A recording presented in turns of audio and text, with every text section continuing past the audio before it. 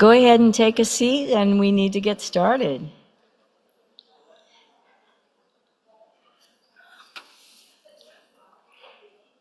Well, I'm Marilyn Escobedo, and I want to welcome you to the 8th Annual Neonatal Resuscitation Symposium here in Indianapolis.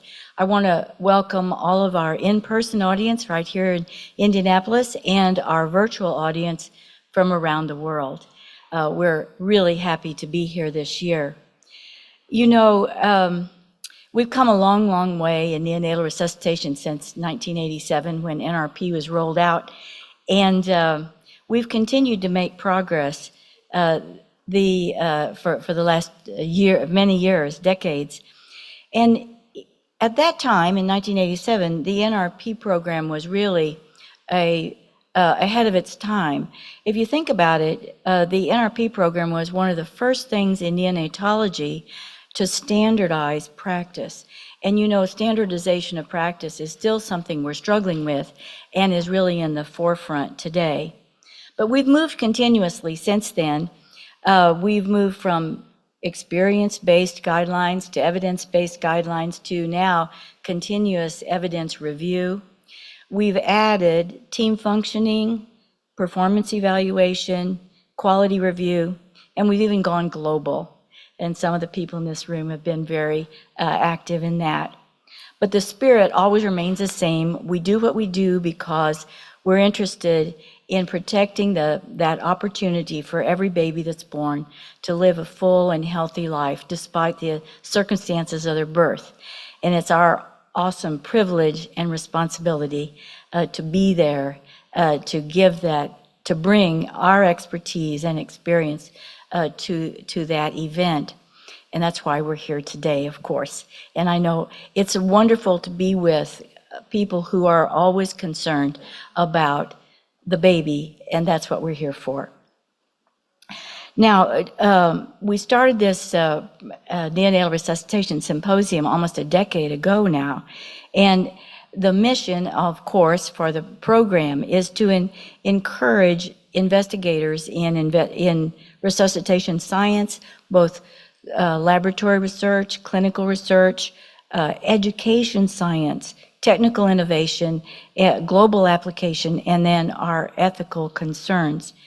And we also, this program is also to demonstrate the advances in simulation with the workshop that we did yesterday, which was so successful, and everybody had a good time, I think. So we started this over a decade ago with Clara Song and Edgardo Szyld and Birju Shaw and I in Oklahoma. And here we are a decade later with Bobby Byrne as the co-chair and a wonderful planning committee. And we must thank our stellar planning committee for making the program even better every year. And we have a wonderful group of speakers and discussants today, and I want to thank the speakers and discussants for putting all their effort and time into sharing with us. So we're going to have a great program today, and I'm going to enjoy it particularly because I'm going to step off the program planning committee at this time because at 80 I decided that I needed to walk on a few beaches and read a few more books to my grandkids. So let's roll. I'm going to introduce Edgardo Szyld now, my colleague, friend, and the co-chair of the meeting. Edgardo hails from Buenos Aires, Argentina. As you all know, he was chief of everything there, clinical, educational. He even started a research foundation. Then he went to London to go to the London School and get a master's in clinical trials. And then we stole him from Argentina to come to the United States, both first to Oklahoma and now to the University of Indiana. And of course, along the way, he's done consequential research in neonatal resuscitation, served on the ILCOR committee, the AHA writing committee, and many other activities, mentoring people. A really wonderful guy. I want to introduce Edgardo. He's going to start our program. The one thing you may not know about Edgardo is that he worked his way through medical school working for Air France. So he speaks both English, Spanish, or all three, English, Spanish, and French. So Edgardo, take the mic.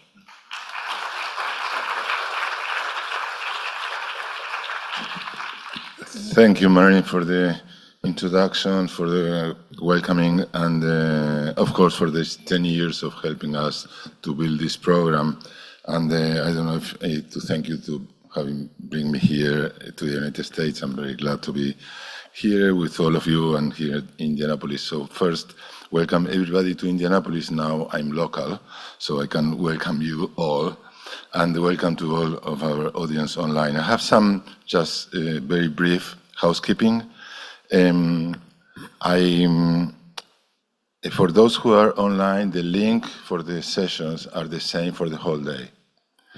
And we'll receive after sometimes, because we know that some people, for them is late afternoon, so please, you don't need to stay at the last minute, at the midnight. You can go to bed and we'll send you a link for the recording. For those who are in person, please don't forget that the people who are online, we have more than 500 people online all over the world today, they will not hear you if you don't speak on the mic. So everybody speaking in the room, please use the mics. And I think that, do we have a slide with our educational partners, please? I want to thank our educational partners. Without their help, we will not be here. So special thank to Mead Johnson, Fisher & Paykel, KSC, Medtronic, and G Healthcare. The American Academy of Pediatrics and RQI are part of the list of educational partners that allowed us to bring you all our great speakers and make it happen every year. So I will pass the mic to our first moderator, Vishal Kapadia, please, and enjoy the day. Thank you.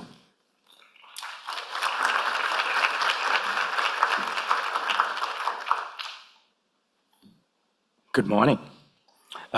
So we'll go ahead and get started. I'm Vishal Kapadia. I'm one of the neonatologists at UT Southwestern Dallas, Texas.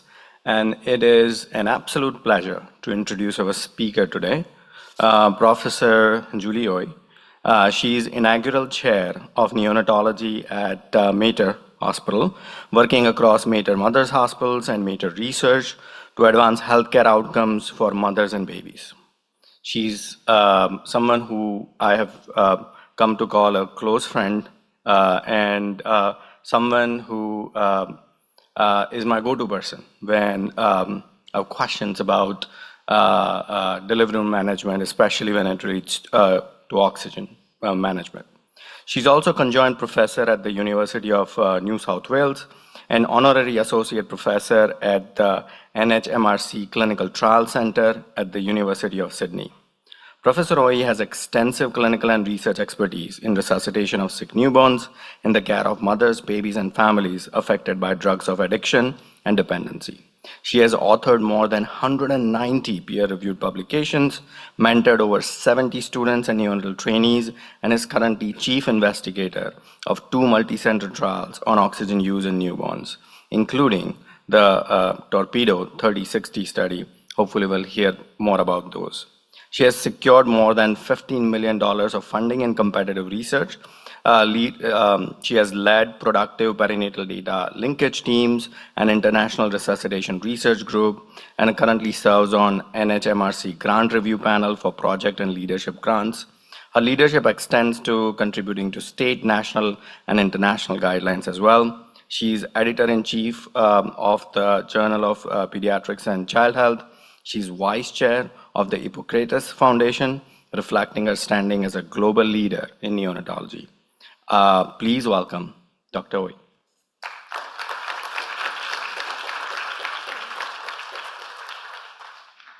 And she will be talking to us about oxygen treatment for preterm babies at birth. Do we need to know more? Thank you, Vishal, for the very warm welcome. Thank you, Edgardo, Marilyn, for the honor of being here today. And hi to my fellows who are staying awake online. It's great to be here, and I think I'm awake. So before I start, I have to acknowledge that all this work would not have been done without my very, very hardworking and astute fellows.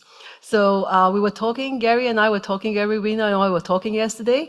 I think the lesson from us for anything in medicine is to keep asking questions. Never accept what is happening. But I will tell you the story of the longest ever running RCT in the universe. All right, okay. You forgot my fun fact. Your fun fact, yeah. No. We'll get on to it, right? Because otherwise Edgardo will have his stopwatch clicking away. So I have no CIs for this presentation, and I was given the task of discussing how much oxygen a preterm baby needs at birth. So why is that? For many, many years, we were told that oxygen could only be good. There is no contraindication to using lots of 100% warm oxygen during a baby's birth because birth is an asphyxial episode and high concentration can only be good, so use lots of it. So when probably me, as old as me, Edgardo maybe, was training, you'd be called to a delivery. There'll be a very fierce nurse staring at you, keep the baby warm and pink or else, right? And then Ola bounced into the scene. Ola Szyld, I would consider my greatest mentor. He conducted the first RCTs in the delivery room. And you'll all be familiar with the rest air studies where he allocated term and near-term hypoxic babies to respiratory support with either 100% oxygen or room air, so based on the day they were born. And what he found from the rest air 1 and 2 studies was that you could use oxygen to provide respiratory support. It wasn't harmful. No one seemed to die more in the air arm. And then 100% oxygen increased oxidative stress and injury. So these trials were small, and Peter Davis's group from Melbourne led the first meta-analysis when pulled together showed that air could decrease the risk of death by up to 30% in hypoxic term infants. So it's very intimidating to be here because I'm in the presence of the people who actually wrote the guidelines. But correct me if I'm wrong, in 2005, the standard approach was to suggest that 100% oxygen could be used if a baby needed positive pressure ventilation. But then if you didn't have oxygen, you could use room air. But you had to have oxygen if the baby didn't get better by 90 seconds. But for preterm babies, what should we do? Use it with caution. What does caution mean? In Australia, we were a bit more brave, and we were told that we should start respiratory support of all newborn babies with air. No gestation limits. And that was what started our work in this, because one of my very clever fellows, Alvin, I usually show his picture, came to me and said, doesn't sound right, because babies like little Evie here have terrible lungs. Can they really get by with just being given air when they're born? So how much oxygen does a little baby like Evie need for that first critical minutes of life? So you know that Evie's very unique. The little Evie is more vulnerable. They have a higher metabolic demand, decreased antioxidant capacity.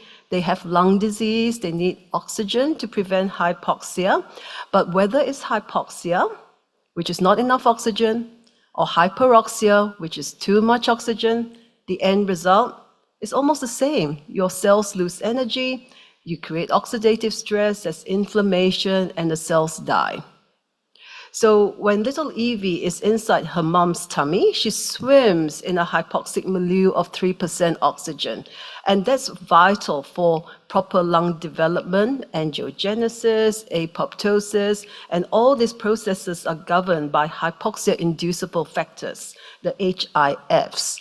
When she comes out, she takes a breath of 21% oxygen, even room air, those HIFs degrade. And we know from animal studies that if they don't have the HIF gene, they're more likely to have arrested lung development, surfactant problems, and perinatal death. So oxygen was becoming a bit dodgy. And when the guidelines came out in Australia, we started the concept for the first torpedo study. So that stood for, we thought we were very clever. It stood for targeted oxygen in the resuscitation of preterm infants. And that was in 2006, which shows you how many years an RCT takes to get going and to be finished. At that time, we wanted to examine whether if in babies less than 32 weeks, the use of air to start respiratory support could reduce the risk of death and major disability at 2 years compared to our standard care of starting at 1.0 or pure oxygen. However, we weren't really comparing what we used to do, because in the old days, we started the baby's respiratory support on 100% oxygen, and we left the dial at 100% oxygen, right? We did not change, we did not blend oxygen, and we did not monitor SpO2. So we pretty much flew blind when we did the protocol for torpedo. We adjusted FiO2 with blenders, which was not done before in our hospital anyway. We didn't get blenders in the hospital until about 2010 when we started recruiting. We monitored and adjusted FiO2 to SpO2s that we made up from best available evidence. So we had targets that were not, robust. And while we were deciding on the protocol, Jennifer Dawson came into the scene and showed in now the landmark study, in up to 200 babies, that it took about 7 to 8 minutes before a healthy term baby reached an SpO2 of at least 80 to 90%, something that we would consider normal. And if the baby was a little bit younger, between 32 to 36 weeks, they took slightly longer, and these were all spontaneously breathing, screaming babies. And if they were less than 32 weeks, even longer, almost 9 minutes, right? But look, how many babies made up these monomograms? 12 for the less than 32 weeks. It's very hard to find a little baby less than 32 weeks who doesn't need help breathing at birth. But if we did what we did before and gave all these little preterm babies lots of oxygen when they were born, what happened to their SpO2? And way back in the late 80s and early 90s, a very brave group led by the Danish did just that. So in this study, there were 3 groups of babies. So the blue line represents babies who were healthy, screaming. These are their SpO2s and the minutes of life. The green line represents babies who were initially resuscitated or given respiratory support with 80% oxygen that was just then wound down. And these are the SpO2s, and median of 28 weeks. And the red line represents preterm babies, medium of 28 weeks, initiated respiratory support with air. You can see that the babies who were given air had SpO2s that sort of tracked along the healthy SpO2s of the term babies. No baby died. There were only about 12 babies in each group, and all was good. But when they did ultrasounds on the babies, the green babies who were given high oxygen, they had lower cerebral blood flow. Didn't know what to make of it, but in animal studies, reduced cerebral blood flow was equated with an increased risk of death. So we put that into the back of our minds for many years, and we didn't address that situation again. We were very ambitious in our first torpedo study. We needed 1,976 infants in total. That number's etched into my brain, it's burned into my brain, to show a 20% reduction in the primary outcome of death and major disability at 2 years.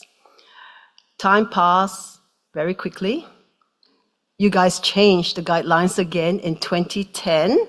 You added these SpO2s, and you took away oxygen from your algorithm. And oxygen became public enemy number 1. No one wanted to play with us. Oh my God, it was like, oh my God. And then the Data and Safety Management Committee told us just to stop already, because by the time we finished recruiting our 1,976 babies, we would be like in a nursing home, right? We had clinicians who were very reluctant to use 100% oxygen. They were okay with the air arm. The only place that were very reluctant to join because of the air arm was Singapore. They refused to join the first torpedo study. And well, we had to report on the short-term outcomes, because we reported on a primary outcome. It would take another 2 years, and we would really be in a nursing home, right? So you would probably know what happened to the torpedo babies, but the suspense is there. If you don't know, this is what happened, right? So this is our very tragic flow chart. We recruited from 3 countries, Oman, Australia, and Malaysia. And we had more than 6,000 eligible babies. 2 precious little babies were withdrawn from my hospital by the attending neonatologist because he was scared that the baby would have ended up in the 100% arm. And this was after the parents signed consent. At the end, we recruited 290 babies, randomized almost equally to starting with air and 100% oxygen. So what happened to these kids? So these are the oxygen saturation curves. The black line represents babies who were initially resuscitated with 100% and adjusted according to our SpO2s. And the gray line, the babies who were resuscitated initially with air. You would see that the air babies had lower SpO2s than compared to the 100% arm, but they sort of met about 8 to 9 minutes. So we were pretty good at adjusting FiO2. But how did that compare to the SpO2 targets that ILCOR, AAP, whatever, asked us to follow? Which one? Hands up if you think that the air babies met those targets. Yep. Quite a few of you. 100%? Same number. Oh my God, right? Have you guys had your coffee? Right? Okay, geez. So these are your SpO2 targets from ILCOR, and the 100% babies tracked along really nicely, but the air babies couldn't get there until 7 to 8 minutes. But they didn't make a difference, right? No one died in the delivery room. You guys are really good at resuscitation.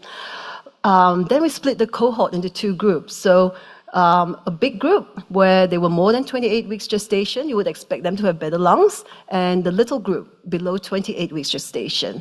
And what we found was that in the big babies, if you gave them 100% to start off with, they overshot the targets.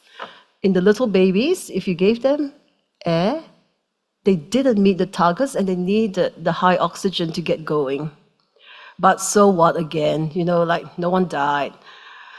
And then we did a post-hoc, and this was a hypothesis-generating only analysis, and we found that babies who were less than 28 weeks gestation, who were initially resuscitated with air, had almost an unexpected 4 times relative risk of death before hospital discharge. No baby above 29 weeks died. So that was very unexpected.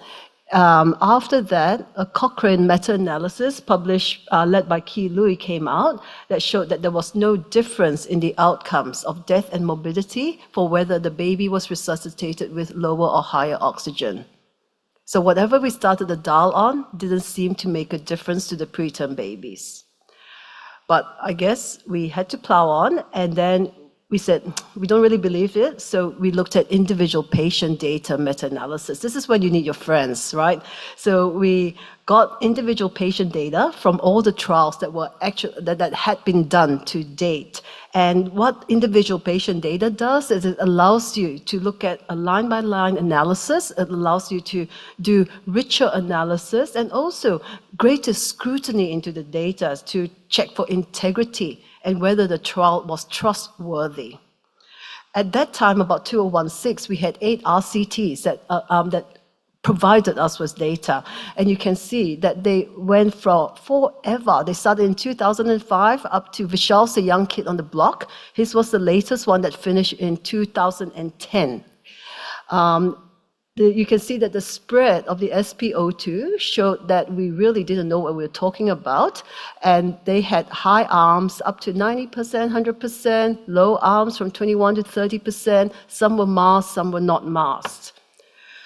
When we looked at the IPD for the primary outcome of death or other morbidities like BPD, there were 970 infants in this cohort, and there was absolutely no difference. So whether you started the dial high or low made no difference to your risk of death and common morbidities. And then you guys changed the guidelines again, right? And oxygen came back. Oh, geez, what do we do now? All right, Gary, correct me if I'm wrong. In 2015, air was it for term babies, but in preterm babies, we could go up to 0.3. Don't use more than 0.65 because Max Vento studies had shown that 0.65 may create oxidative stress, and change the FiO2 to reflect normal term baby SpO2. But if all fails, go 100% oxygen, right? And then you guys didn't do much work in 2020. You had no change. And I was very fortunate. So this is when serendipity comes into the equation, and Charles talked about that in his lecture in IU the other day. This very clever young man walked into my room and said, "I want to do a project, man." I said, "Oh God, no." He was a medical student, 3rd year. I thought, "Oh my God, go away." But then, and he started, "I want to do an RCT." I said, "Okay, yeah." Whatever, COVID came. So we had to rapidly pivot. And so we thought of doing an IPD on trials in oxygen, but looking at more than 2 arms. Because in reality, you guys will set your dials at multiple levels, and our RCTs have looked at more than 2 arms.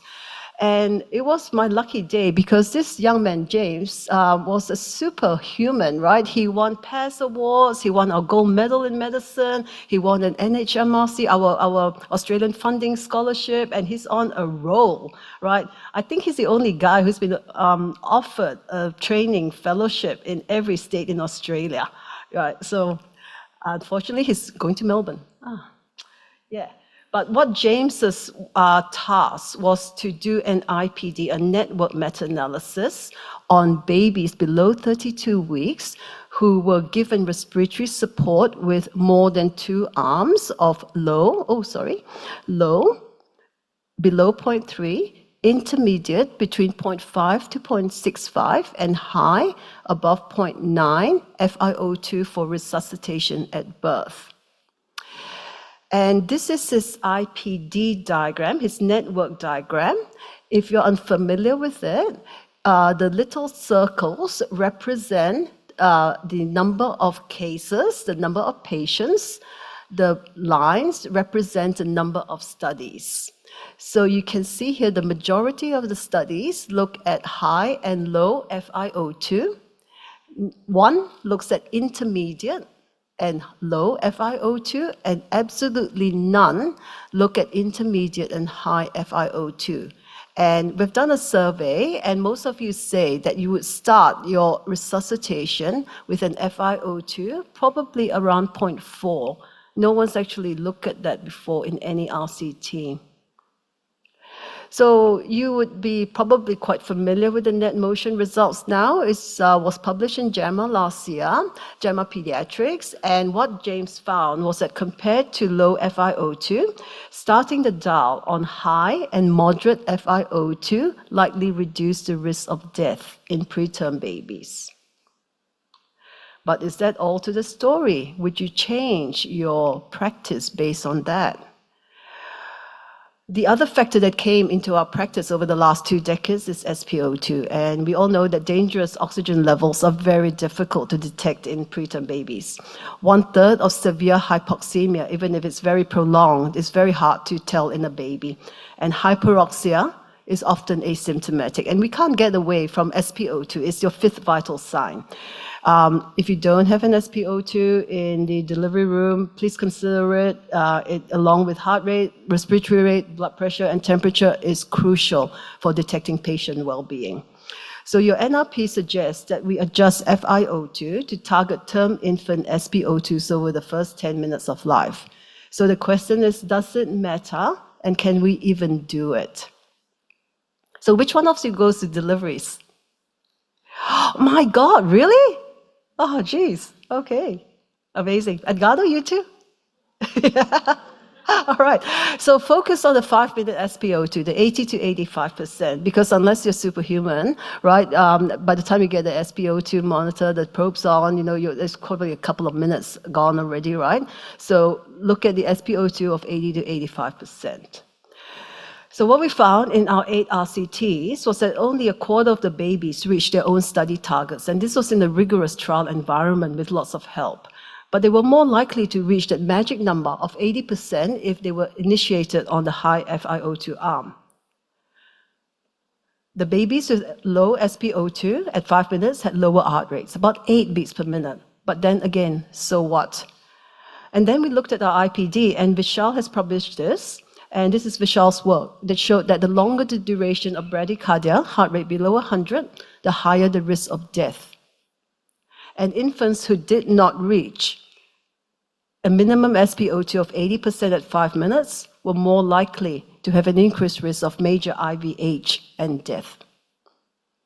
So this finding has since been confirmed by other studies, including this one by Anoop's group from San Diego, which looked at data from 390 plus patients below 28 weeks and showed that if they didn't reach a minimum SpO2 of 80% by 5 minutes, they did have an increased risk of IVH and death, and each 10% increase in SpO2 at 5 minutes was a 5% reduction in the risk of these composite outcomes. But there was a breakpoint between 81 to 85%, above which there was no additional benefit. So most of you guys are very good at resuscitating. They survive your initial respiratory support. They go into an ICU. What happened to these babies if they didn't reach those targets that we set them in the delivery room? In the Torpedo study, we looked at the neurodevelopmental outcomes after 2 years. And we found quite a few of them. And what we found was that whether you started high or low made no difference to the risk of death or major disability at 2 years. But if you looked at the SpO2, what we found was that babies who did not reach a minimum SpO2 of 80% by 5 minutes were more likely to either die or be disabled at 2 years, and the disability affected the older babies. Oh, sorry. Okay. We didn't recruit enough babies. We only had 15% of our total sample size. So we had to get help from other studies. And at that time, there were only 2 other studies that looked at long-term follow-up after high and low oxygen resuscitation. There was Denise Rook's study from Netherlands, who looked at FiO2 0.3 and 0.6. Nuria Boronat's study from Spain, that also looked at the same 2 levels. And the Torpedo study, which looked at 0.21 and 1.0. Individually, none of these were powered enough to show a difference. When we pulled these data together, again, whether you started the babies on low or high oxygen made no difference to the risk of death or disability at 2 years. But if they didn't reach a minimum SpO2 of 80%, they were more likely to die or be disabled, especially in boys, but didn't appear to affect the girls. So there might be a gender issue. So why are they doing this? Why are these little preterm babies doing this? The Dutch group led by Janneke Dekker has shown that a brief period of high oxygen may assist in opening up the glottis. If your vocal cords are closed, you cannot ventilate. Could preterm babies just need a brief period of high oxygen at birth? So that's the question. So ILCOR, as you know, has revised the guidelines again, and with the inclusion of the net motion data this year, they have suggested that for babies below 32 weeks, it is reasonable to start respiratory support with FiO2 above 0.3, and insufficient evidence for the moderate to late preterm babies.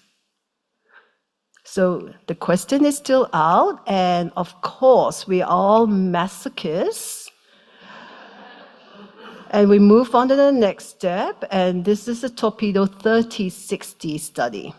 So when we failed to recruit enough people, enough babies in the first torpedo study, we did not give up. So we went on to the next step and we focused on the tiny babies below 29 weeks gestation. And we wanted to examine high and low again, but we used the margins that were suggested by the then current guidelines, a high of 0.6 and a low of 0.3, and titrated to meet the Dawson curves until NICU admission. So our hypothesis for torpedo 3060 was that if the babies were given the higher oxygen arm, FiO2 0.6, they would have a reduction in the primary outcome of death or brain injury as determined by imaging at 36 weeks post-menstrual age. So these were our secondary and tertiary outcomes. So I'll tell you about the primary outcomes now.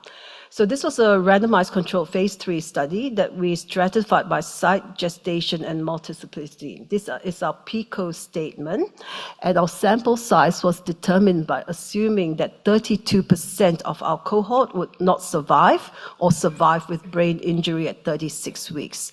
So we needed 1,470 babies in total. We had a really tough time getting patient-informed consent for the first study. So in this study, we obtained waiver of consent for all the Australian sites, as well as a Malaysian and 11 Indian sites.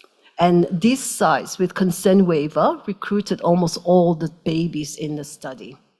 Informed consent was provided for babies from Singapore, Spain, the US, and India. So there's always a concern that informed consent babies are usually healthier and more robust than the babies who are recruited from waiver of consent. So I'll show you what the difference is here. So this is our study schema. So we have babies born up to 29 weeks gestation, randomized to high or low, and then common SpO2 targeting, and then the primary outcome under consent waiver for the waiver sites, and then the secondary and tertiary outcomes. So this is a participant flow chart. We finished recruitment last September. We had 1,600 plus babies, and this is our exclusion reasons, and we randomized an almost equal amount to each arm. Patient characteristics, they're about 27 weeks old, about 900 grams, and almost absolutely no difference between the two cohorts. The primary outcome, the high arm in red here, was absolutely no difference. About half the babies died or sustained a brain injury at 36 weeks. Also, no difference in secondary outcomes. So death at 36 weeks, almost all the babies had some imaging done. Intraventricular hemorrhage and severe intraventricular hemorrhage, no difference. However, what was evident in pre-specified delivery outcomes that we were interested to see was that the babies who were started on the high arm had reduced need for serious intervention in the delivery room, including adrenaline and chest compression. More of them were likely to meet the SpO2 target of 80% at 5 minutes and at a higher heart rate at 5 minutes. When we looked at the trajectories of SpO2s over the first 10 minutes, red represents the FiO2 0.6, blue the FiO2 0.3, we found that the high arm babies tracked along the lower limits of the ILCO recommendation almost throughout the respiratory support duration. The high O2 babies met the low O2 babies by about 6 minutes of life for FiO2. We are getting better at adjusting our FiO2, and their heart rates were higher than the low O2 babies for almost 8 minutes. And if you look at the area under the curves, the high O2 babies had higher SpO2, FiO2, and heart rates for the entire duration of 10 minutes. When we looked at the predefined subgroups, we found that whether the baby was low or high gestation, whether they were in the consent waiver group or not, given antenatal steroids or not, whether they were female or male or not, did not make a difference to their primary outcome. Most of the babies died from cardiorespiratory arrest and respiratory failure. And the conclusion that we could make from Torpedo 3060 was whether you started on high or low oxygen, represented by 0.6 or 0.3 FiO2, made no difference in the risk of death or brain injury at 36 weeks. Almost all the babies could not meet the recommended SpO2 targets, and the babies started on the high arm had higher cumulative SpO2 and heart rates and less need for major resuscitation interventions. So what are our next steps? You'll all be familiar with these draft recommendations from the 2025 ILCO update that it's reasonable to start respiratory support of preterm infants with FiO2 of greater 0.3 with no recommended upper limit. And this basically gives us a green light to do more research, right? Hopefully no one will withdraw the babies from the high arm in the future research. We might be able to find an answer. We are pushing Georg to finish his high-low study. So apparently there's less than 200 babies to go. So it's the same design as Torpedo 3060, but in a cluster trial. And together, these two studies will yield almost 2,500 infants. But that might not be enough. The promotion meta-analysis, which is a prospective meta-analysis, aims to collect any RCTs that will be conducted prospectively for a future network meta-analysis. So James has published a protocol for that. So if you have any RCTs that are going, please tell us and we'll include that, if you agree, into this network meta-analysis. So the hypothetical updated network, should yield a sample size of more than 3 times what we have, but we need ongoing trials of high and intermediate FiO2 arms. So if you were in the workshop yesterday, I spoke about the platform trial. This is very cryptic, but if you were not there, we're proposing a platform adaptive trial to look at multiple different FiO2 arms and other delivery room interventions for the primary outcome of death in preterm babies. So I think I'm almost out of time. My take-home messages was, please don't jump into any guidelines if you have a doubt. High FiO2 at the moment may reduce mortality compared to low initial FiO2 in preterm babies, but we need to have caution. There is significant heterogeneity in what our studies have been done so far and huge risk of bias. We need more evidence, and how we titrate FiO2 in the delivery room remains a big unknown.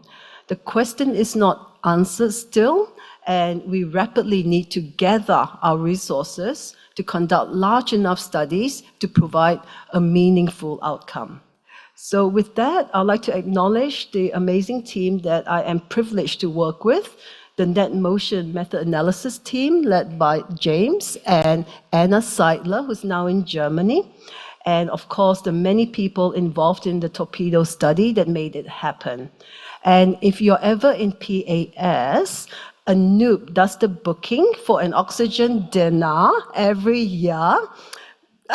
So please join us if you can. Thank you very much for your attention.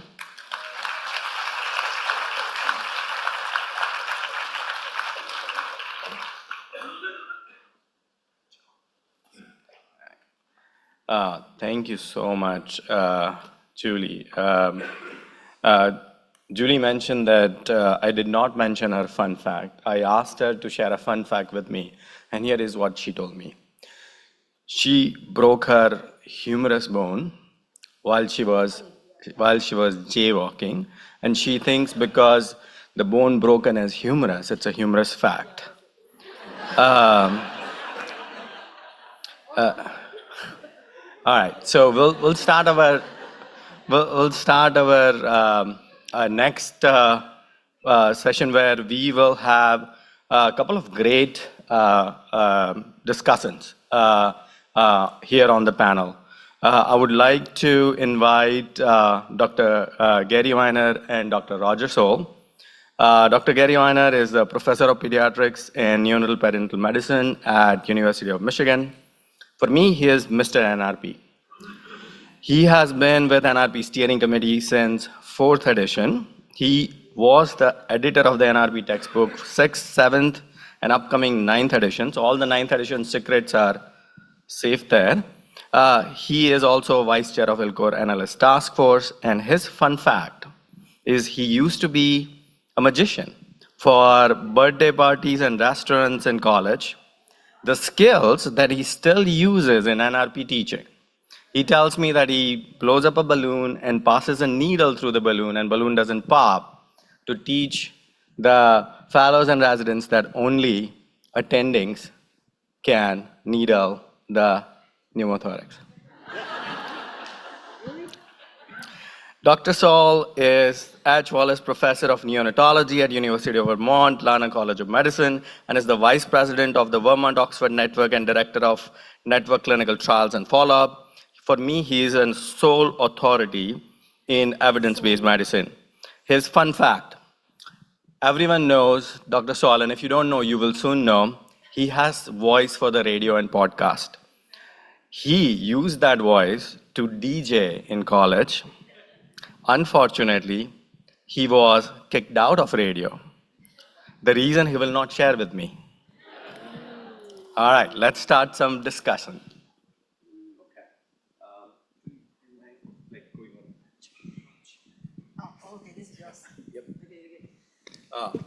That should be a. Yep, you got it. Perfect. Thank you. Thank you. All right, so we'll go ahead and get started. As has been the tradition, our panelists, the discussants, get the first question. So, Gary, if you want to go ahead and ask the question, while other people who have questions, please come up to the mic, and we'll start taking questions. Gary, go ahead. Terrific. Julie, thank you so much. That was such a wonderful presentation. And I'm going to say, I'm going to tell everybody, last night at dinner, after so many years as part of NRP and ILCOR, one of the things that I really felt was missing was I had never had a chance to meet Julie. And finally got to do that last night at dinner. And I thought it's amazing that today, you know, it's just about midnight in Brisbane. And yet Julie is wide awake, doing a brilliant presentation and answering questions. Melatonin. It's the melatonin. Yeah. And so thank you so much for being here. And so the We're question in I had- America, it's melatonin. the first question I had for you was, do you think the outcome that we're looking at, which is targeting SpO2, and I recognize, you know, again, we've made up the SpO2 a little bit that we're targeting. We don't really know what SAT you ought to target. Nomograms are just what's common, not necessarily what's healthy. So we've picked that, and we're using SAT because it's something we can do. Do you think oxygen saturation is too simplified a target? Should we instead be doing something else? And something else I'm thinking maybe, should we be targeting NIRS? Wow, I think this is for knowledge gain, right? I think in 80% or 90% of the world, we do not have access to this monitoring equipment. I think we need to have a lot more information about whether NIRS or SpO2s is useful for clinical outcomes. We plucked that magic number of 80% out of, you know, the Dawson curves. We focused on the lower limit at 5 minutes. And we were very surprised to find that the findings were consistent throughout many reports. Like a NOOPS group found the same thing, we found the same thing. Is it too simplified for guiding our practice? I don't know. I think we need a lot more with NIRS.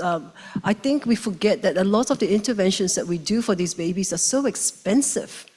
You know, most of the world cannot afford NIRS. Most of the world cannot afford a blender, or most of the world cannot even afford oxygen. I think we have to drill it down and look at a simple tool to enable us to see whether we're heading in the right direction. And sometimes, you know, when I get older, I think it might be just us that might make the difference. It's the human that makes the difference, not these tools. That was a wishy-washy answer, but I think... And you think even when we look to Rezair didn't use SAT they had for most of the no babies. monitoring equipment. They just monitored heart rate, and that's the study that presumably found a difference in survival. Yes, that's right. That changed our practice for the last 30 years. Yeah, that's right. From a research standpoint, again, not to draw you back, I'm curious, you know, again, saturation is such a small part of that balance between oxygen supply, oxygen consumption, and deciding whether a baby is really doing well or not. In research settings, do you think, and I know we've looked at it at the ILCOR level, is in some settings, do you think there's a role for NIRS, or are we getting too far? If we start targeting things like that, are we going too far down the equation? I think it's always used for looking at innovation in the delivery room. To translate it and to implement into practice will take many more years. I don't think we can ever stop looking at new techniques to guide our practice. So NIRS is evolving. It may be useful one day, maybe not in my lifetime, but yeah, maybe. In very limited settings. Yeah. And then Very limited, yes. Before I let Roger take over, my other question for you is, do you think that 80 to 85% threshold, does that tell us more about the intervention that we're testing and us? Or is that really a function of the baby? The baby, Are we just exactly. identifying That's right. sicker babies don't That's get right. to 80, 85%, and Exactly. they have worse outcomes, of course? That's the million-dollar think? question that we need to answer from a large enough RCT. Was the baby too sick to reach that target, or did we not give that baby enough oxygen? And what the studies suggest is that if you start on the lower arm, you may not reach that target. So the babies may need a burst of high oxygen, regardless of whether it's sick or not sick, to reach that magic target. If I can just interject, Julie, one of the things that I was surprised to notice is that in your new study, the 30-60, none of the babies, like in both arms, they struggle to reach the SAT of 80 to 85 at 5 minutes. Can you tell me a little bit more about titration strategies? That is something that I've focused on, and it seems to me that, where do we start might be just like one part of the equation, but I think equally important, or maybe more important, is how do you titrate the oxygen? And in terms of titrating oxygen, some of the studies that are now coming up is that you can turn the dial, but that oxygen, it takes time, It takes right? time to get to the baby. To reach That's the baby. right, that's So can you right, tell me a yes. little bit more about your opinion on titrating, and especially in Torpedo 36? So in Torpedo 3060, it was a clinician-guided titration. It was a very pragmatic trial, so we found that about 40% in each group had to go up to 100%, at least for some time. In real life, you can't tell the clinicians what to do. They've got the baby in front of them. Titration is a very tough intervention, right? You're changing the dial, nothing happens for a couple of seconds, and you're freaking out, right? So the fallback is to whack it up to 100%. Yeah. So I think the titration, we do not have the optimal titration strategy. Yep. We will look further into analysis, especially after we get Georg's study in high-low, to see what the clinicians actually did in 3060. If I did have the chance again, we would have fought harder for a higher FiO2 arm, not the 60%. But the tide was against us when we got funding for the study. We were stopped at 60. Yeah. I think Roger has been patiently waiting, so let's go to Roger and see his question. Thanks. Julie, you tell the story with great verve and humor. But Many times I was crying in the toilet. But one of the impressive issues is just how long it takes for us to develop the evidence we need to act. Yeah. And as you tell the story, the first trials, look at the 6,000 babies that were eligible and the few hundred that are enrolled. Yeah. And although we had no proof of differences, there were huge in precision from the original trials. Yeah. And your work and others in this room have kept going, and we're narrowing that gap, but we're far from there still. Far from there. We yes. still do not have precise answers. No, And in your recent trial, you're thinking about more innovative ways of getting families and babies into the trial. So you've got your waiver of consent. Yes. There are efforts now, like the DRIVE effort and other databases, to really look at every delivery what can we do? We still need an order of magnitude more babies Yes, to get the yes. answer that you're talking about. Absolutely. What do you think we need to do? We need friends. We need all of you guys to join the RCTs, right? And don't say no. We need to make the trials more clinician-friendly. We need to be guided more by the families to see what is acceptable and what is important for them. When we went for the waiver of consent requests for Torpedo 3060, we were very fortunate to have Melinda Cruz, who's our parent advocate, and we all went up with William Tarnowody. You know how William loves to talk, we got waiver of consent for the whole of Australia because we had a parent with us. And she advocated for that study and to say that if we don't answer this question, thousands, even millions of babies will be harmed by our wrong practice. And after that, it was, go for it. Yep. I agree 100%. Yeah. We need family the partners. families. When we went Yes. to PCORI for some of the early efforts at the high-low trial, and Neil Feiner and I spoke to PCORI, their eyes glazed over. They'd heard from old men doing research forever. But when the parents we brought spoke, Yes. they literally leaned Yes. forward in their seats. Yes, that's okay? right. And the parents, because you can't get a parent whose baby's in the NICU at the time. The parents were 10 years post their NICU thing. But they said, I cannot believe the same question Still that being I heard asked. about when my baby was in the unit is still a question. So I agree. That's right. We need better connections to the community. Everyone gets born. We have hundreds of thousands of possible You're patients. here because you're born. And we're getting 100? It doesn't work. So Yeah. Thank you so much for that Thanks, great question. Let's go to the mic. Anup? Hi, Anup Katharia, Sharp. Great presentation as always, Jill. I can't continue to hear the same talk and again. It gets more and more interesting. I have one comment and one question.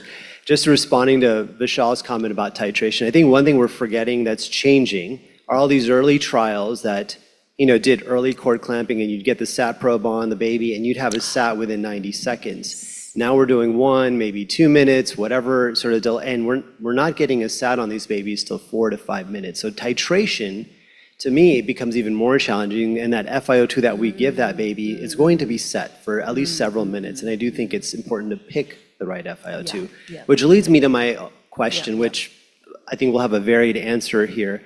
In California, there are units now that are picking 60. And I've even heard there may be a European consensus statement that might pick 60. The ILCOR draft statement is great. We'll have NRP guidance coming out shortly as well.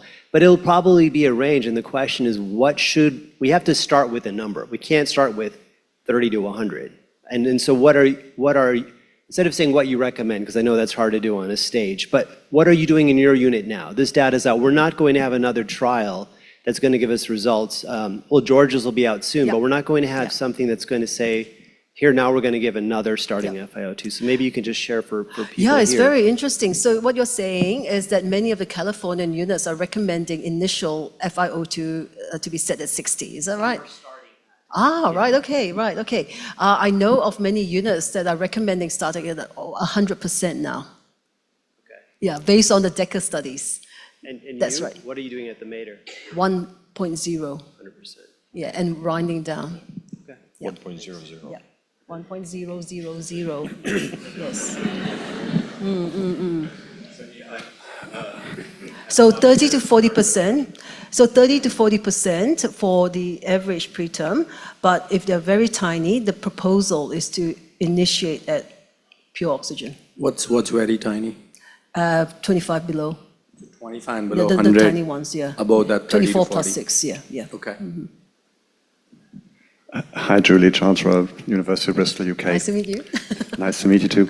Lovely talk, as ever. And let me be devil's advocate, and I've got so many questions, I won't hog the mic, promise. We do many things in parallel in the delivery room. Yes. And if I understand the not so recent physiological studies from Stuart Hooper et al., it's ventilation that kicks off the drop in pulmonary vascular resistance, and with that, oxygenation. So should we not just, one proposal is just focus on getting the air into the lungs, no matter what the FiO2.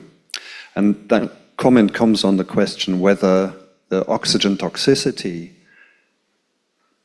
is fully understood in particularly the tiniest babies? Yeah. So a twofold question, and I shut up now. So number one, I think based on the Dutch group, is if the baby is hypoxic, the glottis is closed and you cannot ventilate. That's number one. So you need to open up the airway first. Number two, we have evidence from Max's studies for many, many decades showing that if you start high, you may create biochemical oxidative stress and injury. But is that an impactful clinical problem?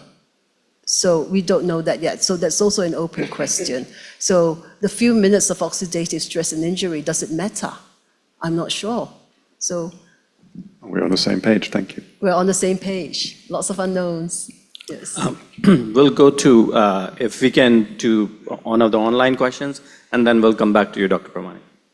Thank you. So the first online question is, how can we reliably measure SpO2 in neonates, given the challenges of sensor placement, frequent signal loss, and the variability in peripheral circulation? Wow, I think that's also another talk in itself, eh? I think monitoring oxygen saturations has traditionally been quite fraught. It depends on how well and how confident your team is at doing all those interventions. And I would say that, you have to practice at doing it. I think what I've seen over the last 10, 15 years is that it's now considered almost standard practice to plonk on an SpO2 monitor. It's not something unusual anymore. So I'm not sure of how to answer that question, so keep practicing. Yeah. Let's go to Dr. Pramani. Good morning. That was excellent presentation. I certainly enjoyed the cartoons in your slides. Keeps us awake. One of the best I've ever seen. I've attended a lot of conferences. Anyway, I would echo all the comments of the moderators here. My questions are twofold. Number one, which was said by the previous person before me, that ventilation, something we always emphasize. Yes. When on the day you presented 30 versus 60, there was a higher incidence of using epinephrine in cardiac problems. So that also brings me to my second question. We know one of the causes of prematurity is chorioamnionitis. I know you've got a large number of centers with varied ways of managing small critically ill babies. Is it feasible in future undertakings to get centers that can provide that kind of data on choreo? Because a lot of neonatal complications we are looking at is directly to do with choreo, especially BPD, IVH, very well established, NEC, to name it. Yep. So the number one question, I think, has been discussed many times already. The ventilation may not be possible if the baby is initially hypoxic with a closed airway. Number two, with choreo and other individual morbidities, we hope to look at that after we finish with the primary analysis. So we will be diving deeper into the individual characteristics of the participants, and hopefully with Georg's study coming up, we will have more information with these individual pathologies contributing to the end result. Can I follow up with your comment you mentioned several times about oxygen causing constriction of the airways?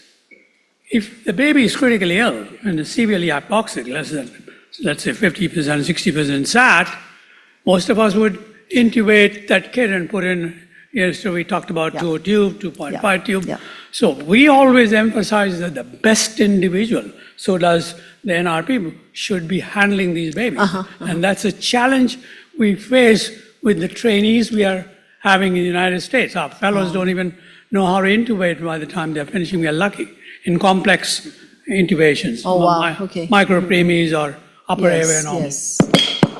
Oops. Okay, we will go to... Can I ask a dumb question? Go ahead. Dumb question. How Never. are you defining choreo? Is this a histologic definition? Histologic. So And if we may not have all the information. Well, should we revisit the idea that every placenta needs to go to pathology? Every placenta needs to go. Yep. We'll go to one... Go ahead. Sorry. I just wanted to highlight something that Julie has said a couple of times, and I want to make sure that, especially like from a an NRP standpoint, people really appreciate what she's saying, which is, in some ways we have to distinguish. Our full-term babies who we resuscitate, most of them need resuscitation. Our preemies, most of them don't actually need resuscitation. What they need is stabilization. They've changed their environment from the in utero environment, and now they're in the extra environment, and they need assistance making that transition. And we should probably think of, from an NRP standpoint, of them a little bit differently. And what the preemies need to do is to take a breath on their own. Most will, if allowed to and given time, and potentially, physiologic-based cord clamping or things like that will allow them to take the breath. It's conceivable from the data from the Netherlands and that Julie's been focusing on is that additional oxygen may help those babies to take their breath and open their vocal cords. If you put a CO2 monitor on babies, like we talk about sometimes in NRP, and you put a mask on their face and you induce the trigeminal reflex and they become apneic and close their vocal cords, then you don't ventilate them. And so if the additional oxygen helps that group of babies to actually open their vocal cords and take a breath, you may not need to go on and do other things. And then the last point is in the secondary outcomes, we recognize that that they received, babies who got more oxygen received less chest compressions, left epi. Let's just be careful about saying they needed chest compressions or epi, they received it.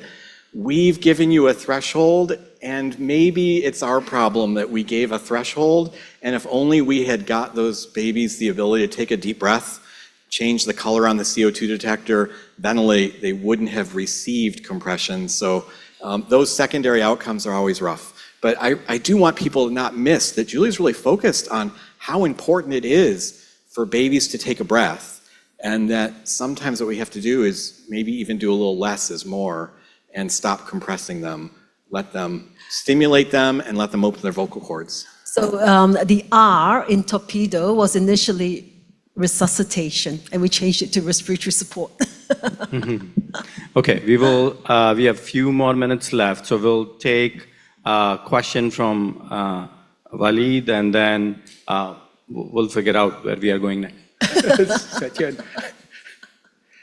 Thank you so much, Walid Nagar from Dalhousie University, Halifax, Canada. Amazing talk, it's really enjoyable.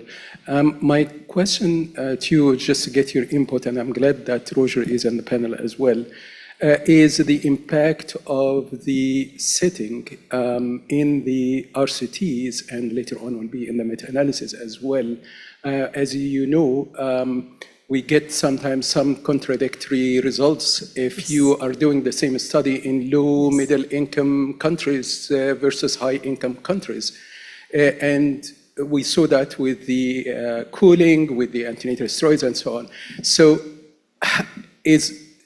what we're doing right now is you combine both low, middle income countries with the high income countries. Is it the right thing?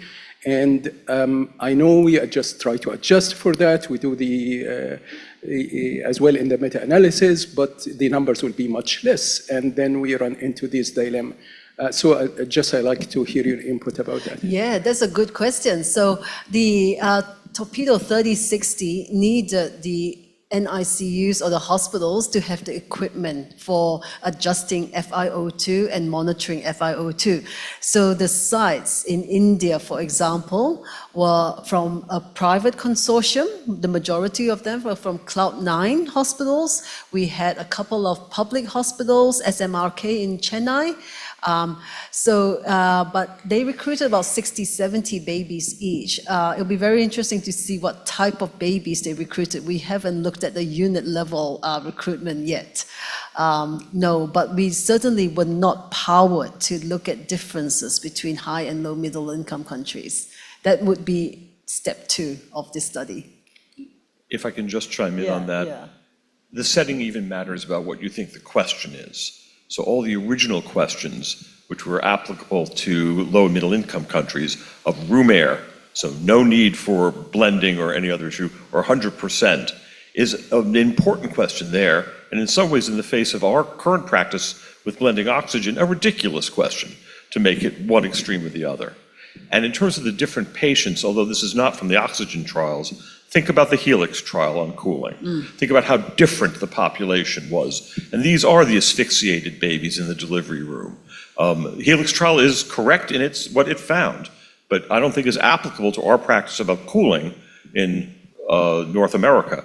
So I think it's hugely important, and we have to prospectively evaluate that as we meta-analyze and make our guidelines. Let's go to one online question, and then Satyan, and then Joe. Is there a role in the future to automate FiO2 titration with the clinician selecting target SpO2? Absolutely. So that's something Peter Dargaville from Hobart, Australia is working on with his Oxygeny algorithm. And we're working on non-invasive automated titration. He has published a small pilot that showed that titration within that first few minutes of life is possible. And taking that human factor out of it might be the next step. Definitely. It's great. And bringing the ability to blend oxygen to settings that aren't blending oxygen. It's a wonderful possible technological leap. Yes. Satyan. Satyan from UC Davis. Julie, what a wonderful talk. I think I should start using melatonin as well at this rate. Oh yeah, I'll share some with you with CBD. Yeah. So going back to Gary's question, on what else can we do to monitor these babies, one thing I have found very useful is end-tidal CO2. If the end-tidal CO2 is turning yellow and with mask ventilation, that tells me that the pulmonary circulation is being established. And I find that to be a much more reassuring sign than, in addition to increasing heart rate, than an increasing SpO2. So I think the way NRP is stressing the importance of end-tidal CO2, I think is really crucial, because that tells us that the pulmonary circulation is being established, and that needs a lot more emphasis than during teaching NRP than most instructors do at this time, in my opinion. Absolutely. So one of my ex-fellows, June Kong, who trained with Neil Feiner, is trying to set up an RCT for NIV with the PDCAP. So hopefully she will get the funding soon for a large enough RCT.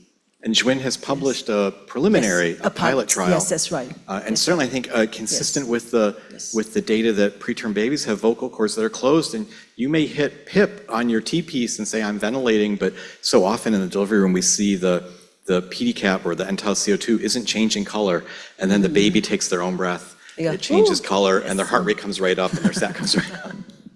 Yes. Yeah, hi, George Molzer, University of Alberta. Great talk, Julie. Great discussion. Given what I do at the moment with high-low, even with 60%, it's really challenging sometimes to convince sites to do 60% in their trial, just because of the fear. Fear of oxygen. Because we told them for 20 years, don't use oxygen because it's that bad. So how do you think it's going to work if we want to do a trial with 90 to 100%? I think, just because there's one small 20 baby study wouldn't convince me to switch to 100%. That's, you know, we have thousands of babies and we don't know the answer yet. We wouldn't switch after 20 babies. So how you see that's happening, that many sites will just jump to the high oxygen across the world? That is a possibility because the tides change so fast, right? And I think that's a job for Gary and his gang to convince us all that we need help getting the evidence. So you're still seeing reluctance to join the 60% arm. Okay, right. George, you stepped down from the microphone, but I have a question for you. Get back up. It's the Canadian study that showed that the change in practice from not using 100% oxygen was potentially deleterious. Yeah, no, yeah. How did that affect practice in Canada? Are people more willing to use higher? No, they're not. They're willing. Like, if you try to get sites on, they say, no, we like the low. So. I would have thought that based on that, they'd have more equipoise. Yeah, I thought so too, but no, unfortunately. But again, that's the danger of observational data. So the Canadians published two different trials. Jack Rabbi's study, Amashu Sorsham study. Amashu's study was propensity score balanced and did not confirm that there was a worse outcome. And so observational data is, it's biased. It's so hard to to interpret. And that's why, again, at ILCOR, when we look at data, and we use grade as this method of looking at the how confident you are in the results. And grade can be it's a very tough bar, which is why, again, the torpedo study, because it was terminated early, when you use the grade system, it lowered the confidence in torpedo so low. And then again, grade lowers it again, because when you look at that forest plot you showed, torpedo was really the only one that was on the other side of the unity line. And so grade's tough. When you apply grade, and in neonatology, virtually none of our studies meet the optimal information size. So you've already taken a study down a notch. And then if it's observational or there's any other bias, and it winds up that as you're trying to make guidelines, you're saying, well, we think you ought to do that, but the certainty of evidence is always for us low or very low. And it doesn't give you a lot of confidence in making recommendations. We have one more question online. This question is from Dr. Mohammed Abu Saif. Is there any plan to change the oxygen saturation targets according to the minutes after birth compared to what's being used now? That's a Gary type of question, I think.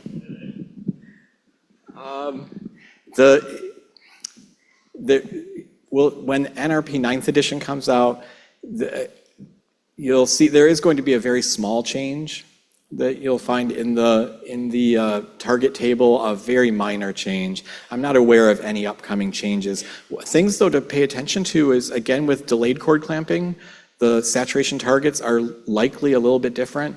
The saturation targets that you see in the NRP guideline and in the ERC guidelines,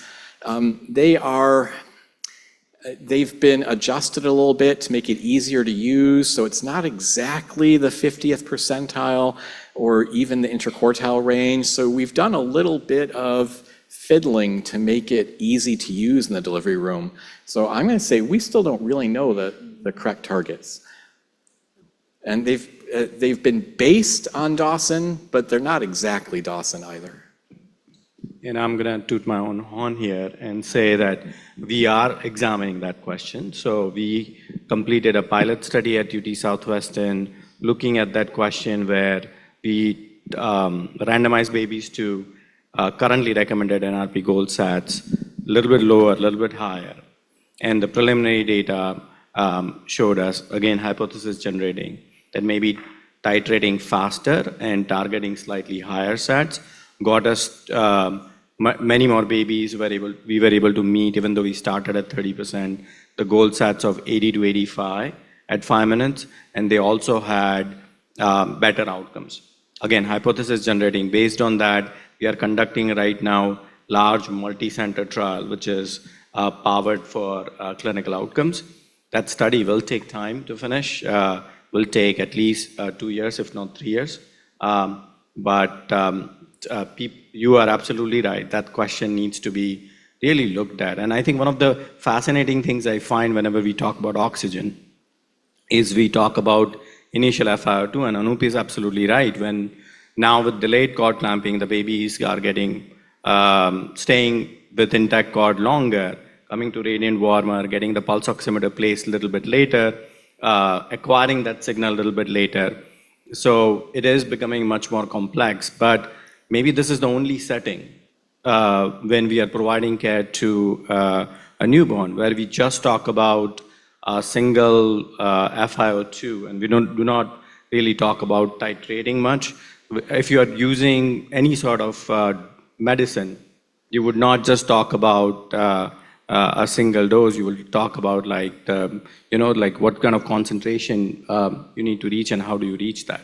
So I think we hopefully will hear more and more about titration, and hopefully in more and more oxygen studies, people will have at least some sort of guideline on how do you titrate. Yes, it may not be possible to achieve that, but I think it's equally important that we need to know a little bit more about how do we titrate, because the goal here, presumably, is to avoid hypoxia and hyperoxia, and that you will not achieve by a single static number. And then, of course, we need your group to ask the question about term babies also, because I'm not satisfied that we really know the FiO2 for term babies. I'm uncomfortable that we're driven really by Res-Air 2 that didn't use contemporary methods of monitoring oxygen titration. So we can't forget the term babies either. We really don't know that 21% is the right FiO2. There's no follow-up, no precision in the follow-up. So that's your next randomized trial. I know, right? We were up the whole night talking about that. And I think with the term babies, the concern is that if they are blue, we give them more PEEP, and then they get their pneumothoraces. Right. So number 3, Res-Air 3. Awesome. Thank you so Thank you much. so We'll much. close this Thank you. discussion right here. Thank you.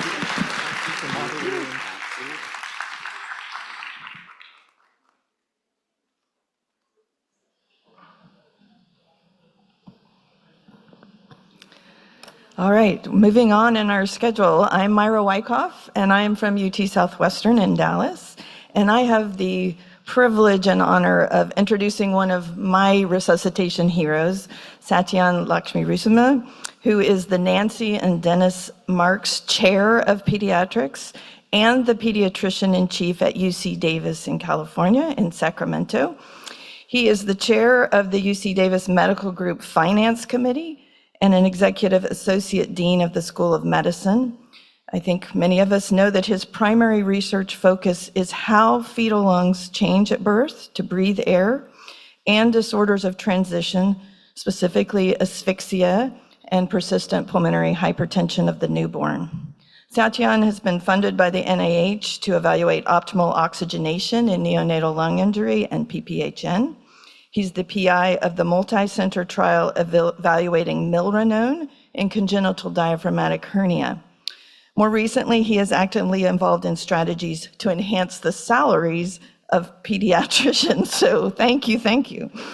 He's the first neonatologist to receive the American Academy of Pediatrics Education Award, which was in 2023. He was Mentor of the Year in 2017 for the Eastern SPR, and the Joseph St. Jim Mentoring Award for the Western SPR in 2025. And amazingly, he will be receiving the Virginia APGAR Award from the AAP later this month in Denver. So, congratulations. Fun fact, we all know Satyan for many things, but also his amazing drawings. He is an avid fan of reading comics and watching DC Marvel comic-based movies, and he started drawing illustrations in an attempt to become a comic writer. Satyan, welcome. Myra, thank you for the very kind introduction. And before I start, I want to thank the organizers, Edgardo, Marilyn, Bobby, and also the team in the back, Vicky, Hannah, and Jacob. Thank you for all your organization efforts. This is one of the very well-organized events that I've ever attended, and thank you. Let's give them a big hand.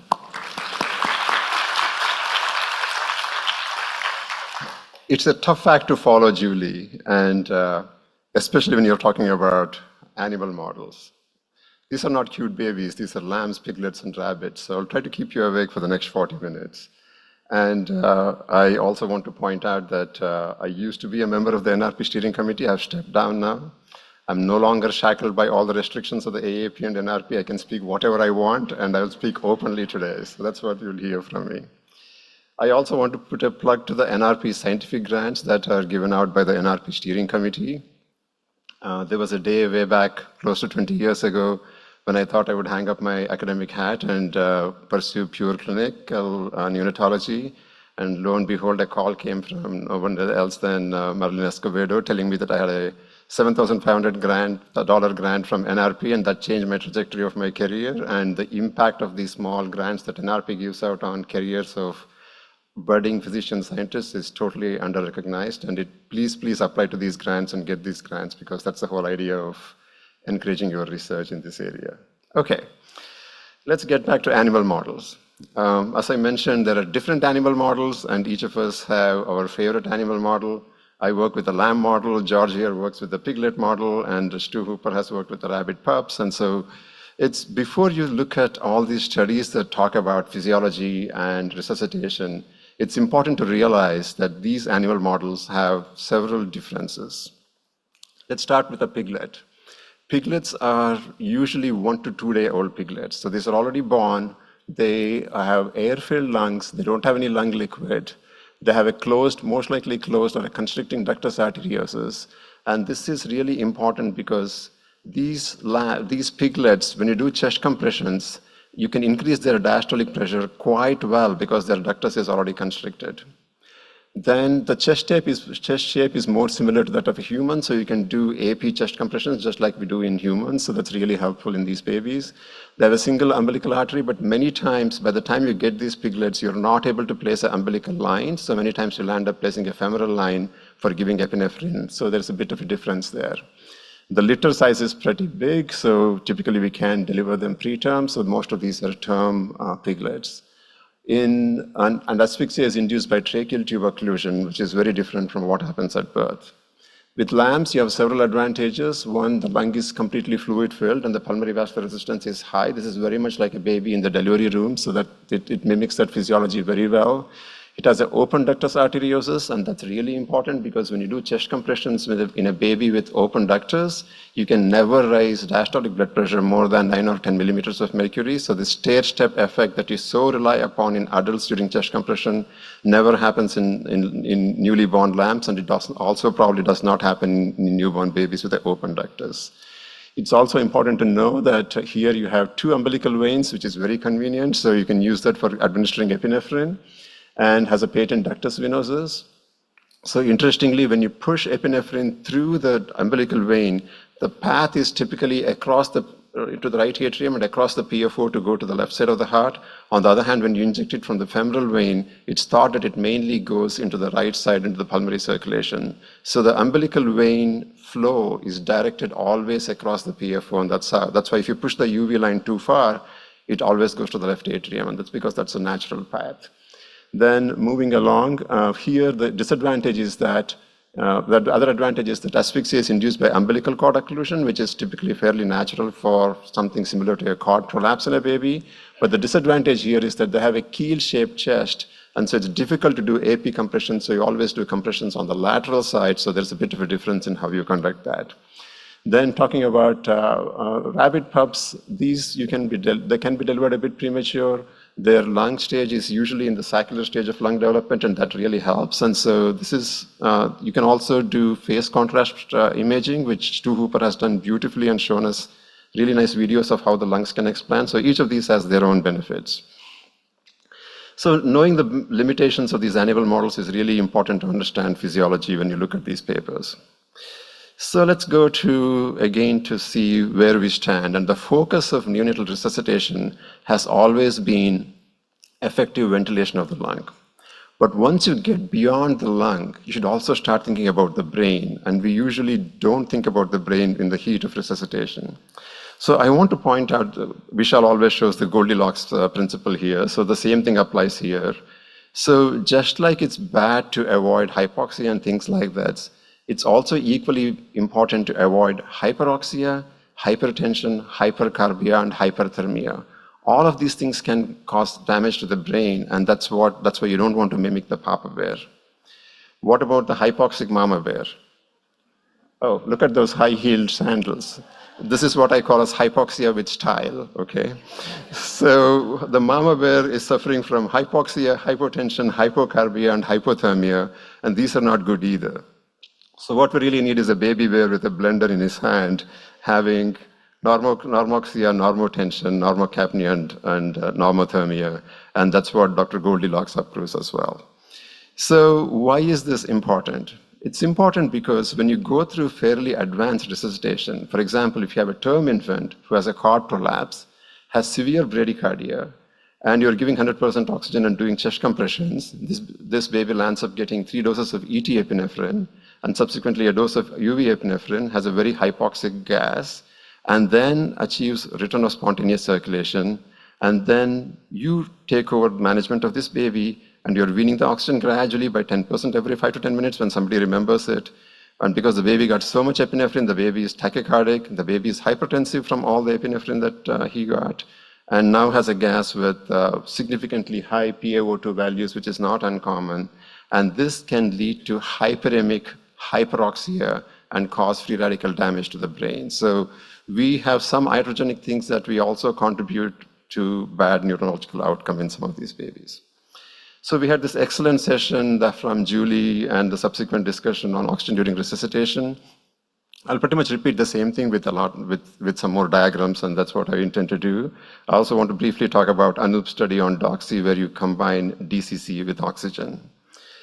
Gary stole my thunder by asking the question earlier. So Julie mentioned the really important fact that not achieving a SAT of 80% by 5 minutes is bad. The question is, why is it bad? And what's wrong with this by not achieving 80%? There are two clear categories here. The devil category on this side is that the infant is so sick that no matter you give 100% O2, do all kinds of chest compressions, put an endotracheal tube, despite that the baby is not able to achieve 100%, 80% SAT by 5 minutes. This is a totally different category compared to an infant who is receiving suboptimal FiO2 and inadequate pressure, and hence is unable to achieve 80% SAT by 5 minutes. These are two entirely different babies. So my guess is that these are the ones that contribute mainly to mortality, and based on looking at some data, I feel that close to 60% of babies who don't achieve SATs by 5 minutes are probably in this category. On the other hand, there are around 40% who are in this category, and so giving higher FiO2 or higher pressure or higher PEEP might benefit these babies. So let's take a step back and look at physiology and talk about as to why not achieving SAT of 80% by 5 minutes is bad. The key here, as we were discussing earlier, is about pulmonary circulation. And I hate when people show this figure of the fetal circulation because it totally ignores the lung on the top. It's like a little niblet sitting in the corner. And it's often said that the lung circulation is vestigial during fetal period. Yeah, right. If without that, you can't be born, by the way. So this is my preferred picture of fetal circulation. Here is the placenta. Here is the right part of the heart. Here is the left heart. Here is the beautiful alveolus filled with lung liquid, and here is the pulmonary circulation. That's the one I like to use when I show my cartoons. So during fetal circulation, you know that there is umbilical venous blood coming back and selectively streams across the oval foramen, goes to the left side of the heart, and then perfuses the brain, and that's how we maintain adequate oxygenation of the brain. And the ductus is predominantly shunting right to left in this particular situation, and the pulmonary arteries are very much constricted. So if you have a term baby going through delivery and then is now still connected to the umbilical cord and is going through deferred cord clamping, what you see at this point is that you have oxygenated blood still coming back from the inferior vena cava going to the left ventricle. In the meantime, there is increased oxygenation here. The pulmonary circulation is opening up and more pulmonary venous return is coming back here, and both of those contribute to improved oxygenation of the left ventricular preload. And by this time, due to increased alveolar oxygen here, you start seeing opening up of the pulmonary circulation as well. And if you're giving these term babies 21% oxygen, as Ola Saugstad recommends, you can see decent amount of pulmonary transition happening. The key thing to remember here is that the pulmonary circulation, the pulmonary blood flow goes up by 8 to 10-fold within a few minutes of birth in a term baby. And not all this 8 to 10-fold increase comes purely from the right ventricle. A significant amount of this blood is coming from the ductus. The left to right shunt in the ductus gets established within the first few minutes after birth in a term baby. And that pours in a large amount of blood into the pulmonary circulation. Remember, this blood is oxygenated really well, so that further increases oxygen down here and causes further pulmonary vasodilation. So the reversal of ductal shunt from right to left during the fetal stage to left to right for the first few minutes is really vital in establishing lungs as the organ of gas exchange. Without that happening, you can't really survive. The key driver to making that happen is the aorta to pulmonary artery pressure gradient. If you don't establish a differential pressure between these two vessels, you cannot achieve a left to right shunt across the ductus. And to do that, you need to have a decent left to right shunt and a high pressure in the aorta, a low pressure in the pulmonary artery secondary to pulmonary vasodilation. And this pressure in the aorta further goes up when you clamp the umbilical cord. So the key thing to remember is that the left to right PDA shunt is an important contributor of pulmonary blood flow. And to get an adequate left to right pulmonary shunt, you need an aorta to pulmonary artery pressure gradient. So once you remember that, let's look at what happens to the pulmonary arterial pressure and the aortic pressure in a newborn lamb with term gestation, a study from Praveen Chandrasekharan. So what he showed here was that if you give 21% O2 to a lamb, a term lamb, you see a significant drop in pulmonary arterial pressure. And once you clamp the umbilical cord, you see a significant increase in systemic arterial pressure. So you have this beautiful gradient between the aorta and the pulmonary artery. And this pressure gradient really pushes the blood across the ductus. And this is the blood I was talking to you about, going from left to right across the ductus, contributing to pulmonary blood flow. That's a really important component here. And without achieving that gradient between the aorta and the pulmonary artery, you can't have a successful circulatory transition at birth. What happens in preterm babies? Preterm babies are very complicated, especially extremely preterm ones. Here you use a mask to give oxygen to these babies. And even if you're giving 60 to 80%, 100% oxygen through a mask, not much is really going into the alveoli, and unless the baby is breathing on his or her own. And so you land up achieving, despite effective O2, you achieve fairly low alveolar oxygen levels in these babies. And in turn, there is a fairly high AA gradient in these babies, resulting in much lower PaO2 in these infants. In fact, if you do lamb studies in a term meconium aspiration model that Munmun has shown here, with 100% O2, you can achieve PaO2s of around 250. On the other hand, extremely preterm surfactant deficient lambs, despite giving 100% O2 through an endotracheal tube, you can barely achieve PaO2s of around 40. So that's the difference between a preterm lung and a term lung with an endotracheal tube. Now imagine what you can achieve with a mask. It's much, much lower. So although we talk about being scared about using 100% oxygen or 80% oxygen in extremely preterm infants, when you're giving a mask, you're not really delivering as much oxygen to the baby at all. So moving forward, let's think of a preterm gestation, and this is a preterm gestation canalicular lung. So it's not like a term lung. It's not very efficient. And the pulmonary circulation has very high pulmonary vascular resistance. And in this situation, if you give 21% O2, you're really not opening up much of the pulmonary circulation at all, as shown by this study, again by Praveen. I showed you this graph earlier. This is 21% O2 in term lambs. This is 21% O2 in preterm lambs, where you start at 21% and keep on titrating based on SpO2. And despite doing that, there is hardly any gradient between the systemic pressure and the pulmonary arterial pressure. And because of this gradient, lack of this gradient that you see in term babies, you cannot really achieve adequate pulmonary transition in these infants, especially extremely preterm surfactant deficient infants. On the other hand, if the same lambs get 100% O2, you do establish some gradient in these lambs between the systemic circulation and the pulmonary circulation, fairly similar to what happens with 21% O2 in term lambs. And for this reason, physiologically speaking, a surfactant deficient lung in canalicular stage requires much higher O2 to go through the same transition that the term lung can go through with 21% O2. So this brings us to the really nice study that Anup did that completed recently called as the DOXY trial. And the idea here is that if you give transiently 100% O2 to a preterm baby who is still on the umbilical circulation, you create transient alveolar hyperoxia that can help you go through pulmonary vascular transition. But since you're still attached to the umbilical cord, you pour in venous blood, and this venous blood dilutes the high oxygen coming back from the pulmonary venous return. And so you have alveolar transient hyperoxia with systemic normoxia without having increased systemic oxygen toxicity. And that was the whole idea behind doing this trial. And this is one of the examples where an animal trial helped dictate as to how to manage these patients, and I'll walk you through the physiology in the next 2 slides. But before I do that, briefly, the study showed that the primary outcome of reaching SATs of more than 80% by 5 minutes was achieved in 69% of the babies that initially received 100% O2, but rapidly weaned down to 30% and titrated, compared to the babies that started at 30%, where only 39% received this particular target point. So there's clearly a difference that more babies that got transient 100% O2 achieved the target much faster.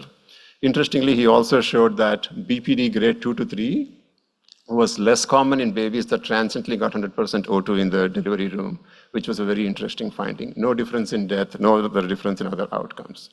So if you go from here and think of the oxygen toxicity, the thing that you worry about that happens with FiO2, I want you to pay attention to some of the numbers in this particular graph. So what you see here is the same data from Doxy, except that Anup has drawn cord gases at the end of 90 seconds of exposure after cord clamping.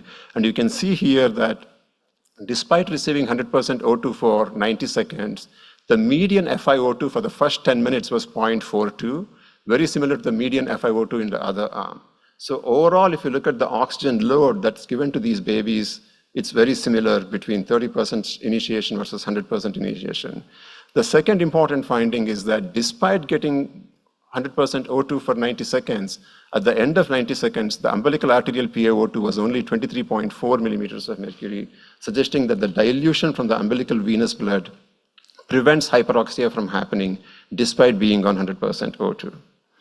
And let's go back to the physiology that led to this particular study. So here is the small lamb study that we had done earlier, where babies, lambs underwent immediate cord clamping with 100% O2, that's the red line there, or delayed cord clamping or the Doxy methodology with 100% O2 for 1 minute followed by titration, or the third group was immediate cord clamping with 30% O2 shown by the blue line.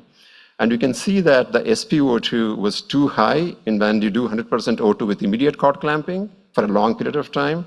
On the other hand, if you do the Doxy method, the SpO2 was where it should be. On the other hand, giving 30% O2 caused hypoxia during this period. But interestingly, only immediate cord clamping with 100% O2 caused significant hyperoxia, and 100% O2 with delayed cord clamping did not cause hyperoxia, shown by the brown line over here. But the key finding I want you to point out is the pulmonary blood flow. That's the graph you see over here. And focus on the 1 minute time point. At 1 minute time point, by giving 100% O2, we achieved increase in pulmonary blood flow because the left to right ductal shunt was kicking in.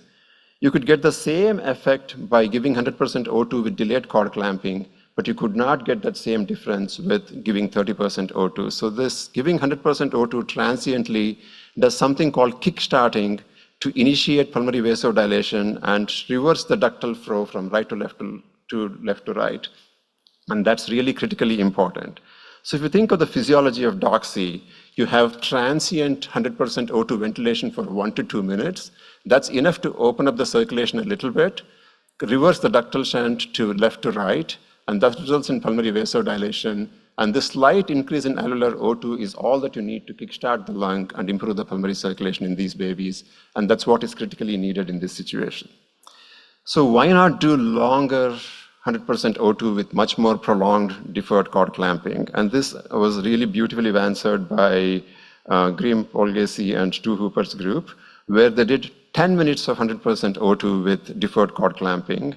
And here you see the graphs from this. All the red lines indicate 100% O2 with immediate cord clamping in lambs, and the brown lines indicate 100% O2 with deferred cord clamping. As you can see here, here is the FiO2, that's the 100% O2 with immediate cord clamping. This is the FiO2 with 100% O2 with deferred cord clamping. And here is the pH in these two groups, not much different at all. And what is really striking, again, similar to Doxy, is that giving 100% O2 with an intact cord prevents hyperoxia. So immediate cord clamping causes significant hyperoxia, but if you have an intactly open cord, the umbilical venous return really prevents you from achieving hyperoxia because the blood coming back from the umbilical vein has a SAT of around 80%. So it brings your SAT lower if you're hyperoxic. If you're hypoxic, it actually brings your SAT higher. So it really brings you closer to the 80% range when you leave the umbilical cord open. And it clearly prevents hyperoxia, as shown by this slide. What is even more interesting is that it not only prevents hyperoxia, it also achieves normocapnia, and there is significant reduction in PaCO2 during deferred cord clamping. This is an important finding that Praveen has often highlighted, and I will show you this in this particular figure.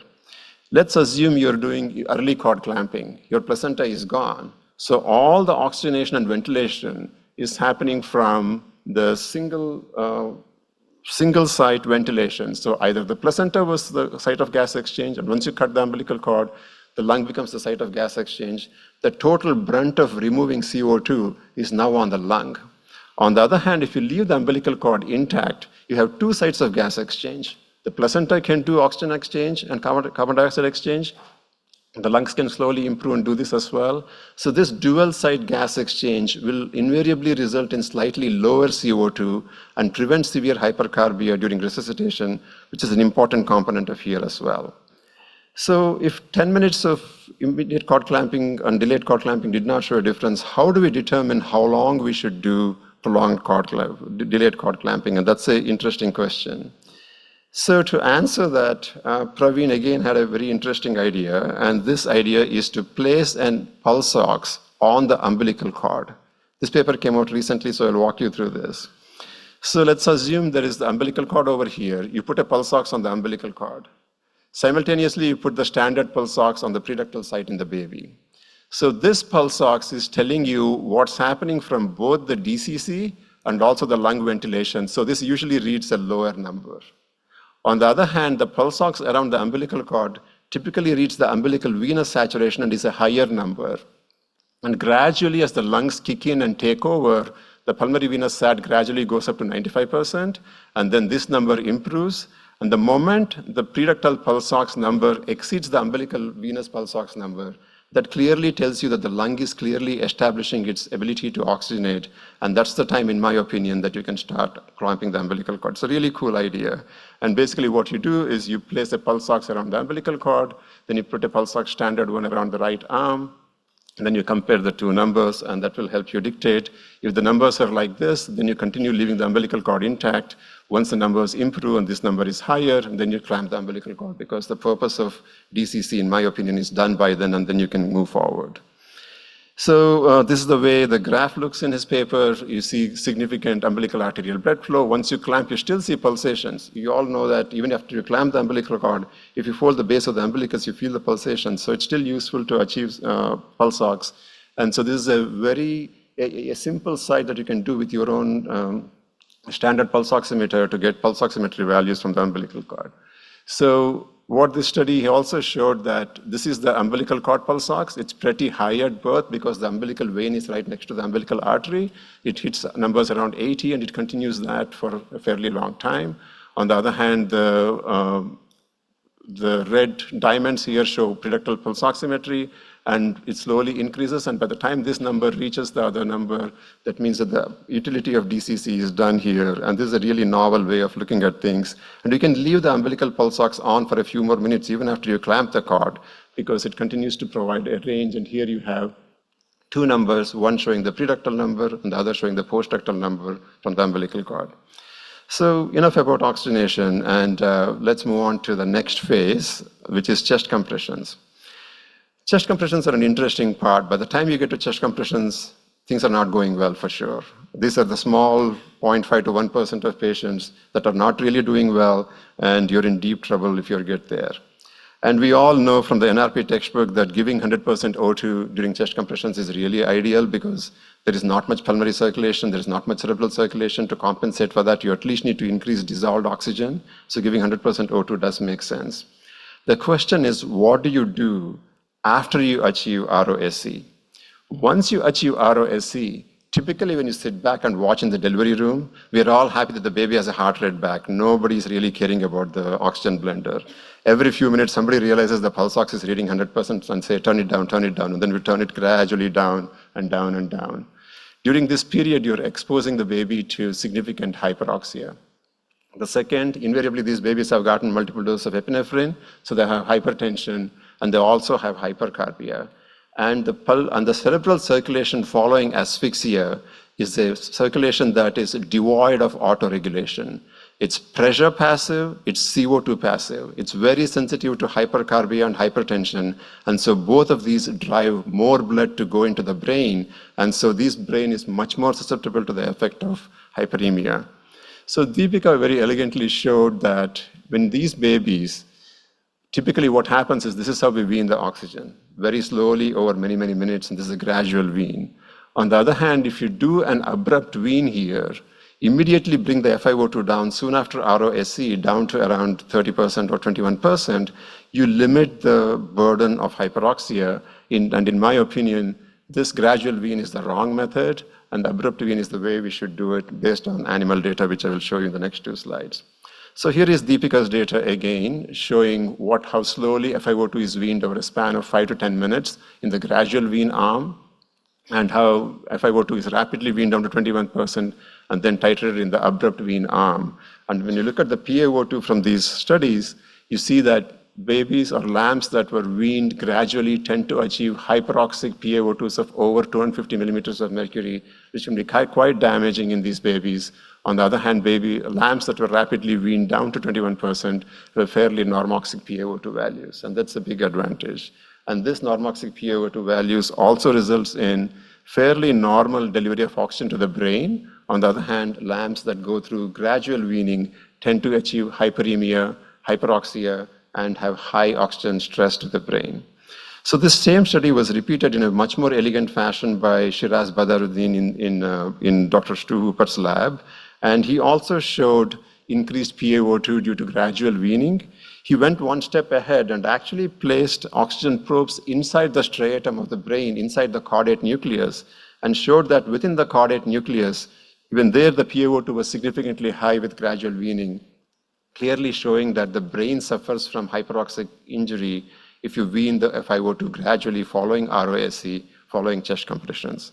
So to conclude this section of discussion, during the period of chest compressions, you suffer from hypoxic injury, and following return of spontaneous circulation, if you don't wean your O2 really well, you go through a phase of cerebral hyperemia due to vasoparalysis. Both high CO2 and hypertension contribute to increased blood flow, and this can't be good for you.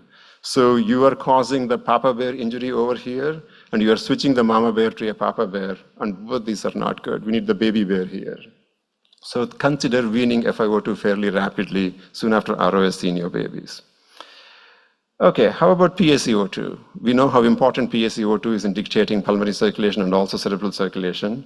How can we achieve early normocapnia yesterday? And yesterday, Evan Justo, my colleague, really did a wonderful presentation on the use of percussive ventilation in bringing FiO2 down in these lamps as well. And some of the George studies that his fellow presented also was quite dramatic in showing a higher rate of ventilation might be effective in bringing CO2 down. It's really critical in bringing the CO2 down because we all not only need to achieve normoxia, but we need to achieve normocapnia and normotension. And bringing CO2 down is really critical in avoiding excessive cerebral blood flow.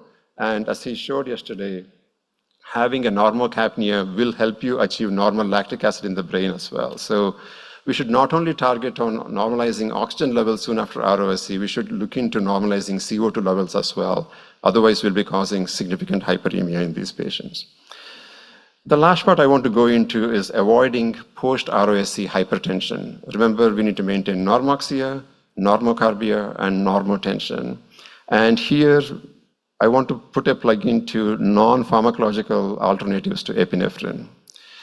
And one thing that I really don't like is endotracheal epinephrine. I know that many of you love using endotracheal epinephrine, but every single animal study that I have done, that George has done, that Stu Hooper has done, we all clearly show that endotracheal epinephrine, especially if you give it to a fluid-filled lung, is barely absorbed. What is more alarming is that here is a graph showing plasma epinephrine levels on the vertical axis and time after first dose of epinephrine in the horizontal axis. And this is where return of spontaneous circulation occurs. So if you give a good dose of umbilical venous epinephrine or a jugular venous epinephrine, you have a huge surge in epi levels, and that kickstarts the heart. And so ROSC occurs after the epinephrine peak when you give umbilical venous epinephrine. That's how it should be. On the other hand, if you give endotracheal epinephrine, seen down here, you give the epi, trust me, goes nowhere, and then you achieve ROSC, and then slowly the epinephrine level goes up. So this is really not beneficial in my opinion. So umbilical venous epinephrine peaks before ROSC and does its job. But in my humble opinion, endotracheal epinephrine actually peaks after ROSC because it sits there inside the lung.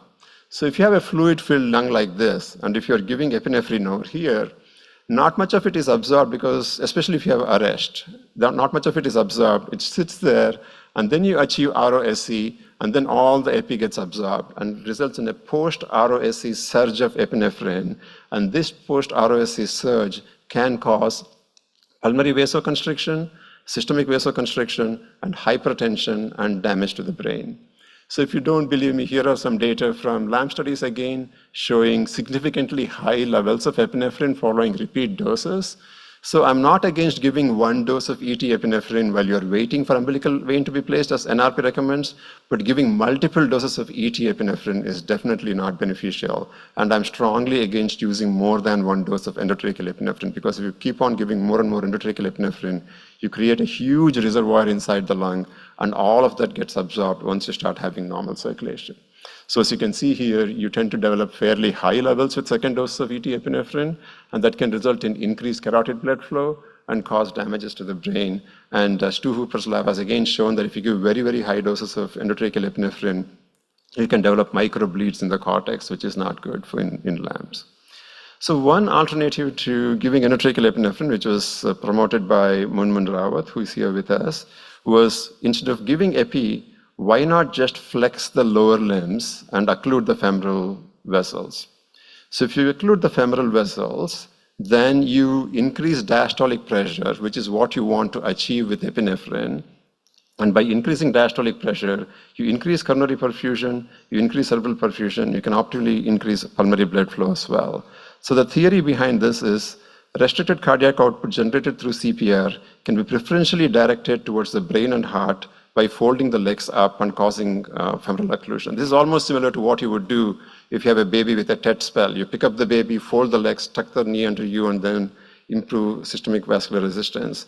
And you can do this very quickly in a low resource setting and achieve an increase in diastolic pressure. To show you the data here, again, I use babies here, but these are actually LAMPs, so don't mistake between LAMPs and babies. So these are again LAMPs. So if you have, these are two sets of LAMPs with complete cardiac arrest. And so LAMPs that underwent resuscitation with normal position had lower diastolic blood pressure, lower coronary flow, and lower carotid blood flow compared to LAMPs that were resuscitated with femoral occlusion, where you could see that the diastolic pressure was much higher, the coronary flow was much higher, and carotid flow was much higher, fairly similar to what you achieve with giving epinephrine. And in fact, these LAMPs where the legs were extended required more epinephrine doses compared to the LAMPs where you used femoral occlusion as a mechanism. So this could be one way of increasing diastolic pressure and improving coronary circulation in places where it's difficult to place the umbilical venous line and give epinephrine. And in my opinion, while you're preparing epinephrine, instead of giving an endotracheal dose of epi, I would much rather have you fold the legs up and then improve diastolic pressure, which is a non-pharmacological way of achieving the same effect of increasing diastolic pressure. So to conclude, I want you all to focus on the brain as well. Avoiding hyperoxia, hypercapnia, and hypertension following ROSC is as important as minimizing hypoxia, hypocapnia, and shock. We don't want the mama bear, but we don't want the papa bear either. We want the baby bear. Deferred cord clamping, high-frequency percussive ventilation, limiting epinephrine use, abrupt FiO2 wean after ROSC might be strategies to minimize post-ROSC and cerebral hyperemia and hyperoxia. We all know that ventilation of the lung is the key in resuscitation, and protecting the brain is an important secondary goal. And by doing that, we need to maintain decent blood pressure, normal PaCO2, and normal PaO2. Okay, before I conclude, I have a small addendum that I want to add. This is a meeting of neonatal resuscitation. but I want to talk about resuscitation of neonatology, which is a slightly different topic. There are several members here from the AAP, Society of Neonatal and Perinatal Medicine. Marilyn is here, Clara is here, and many of you, and Lily is here. You're all leading members of our organization, and I really thank you for everything that you're doing. There is very minimal attention being paid right now to the future of neonatal critical care right now, and that requires resuscitation. What is happening now? Arun pointed this out earlier, so I'll go through that carefully again. So we have lots of medical students. Never in my life had a third-year medical student come to me to ask about salaries of pediatric subspecialists, but that's increasingly happening now.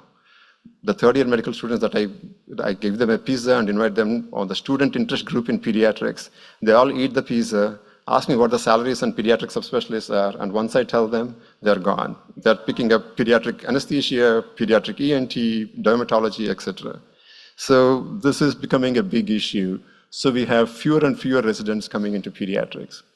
So those that are coming into pediatrics now, for the most part, are passionate people who want to take care of children with ADHD, children with autism, children with various other problems. And critical care is very low on their mind.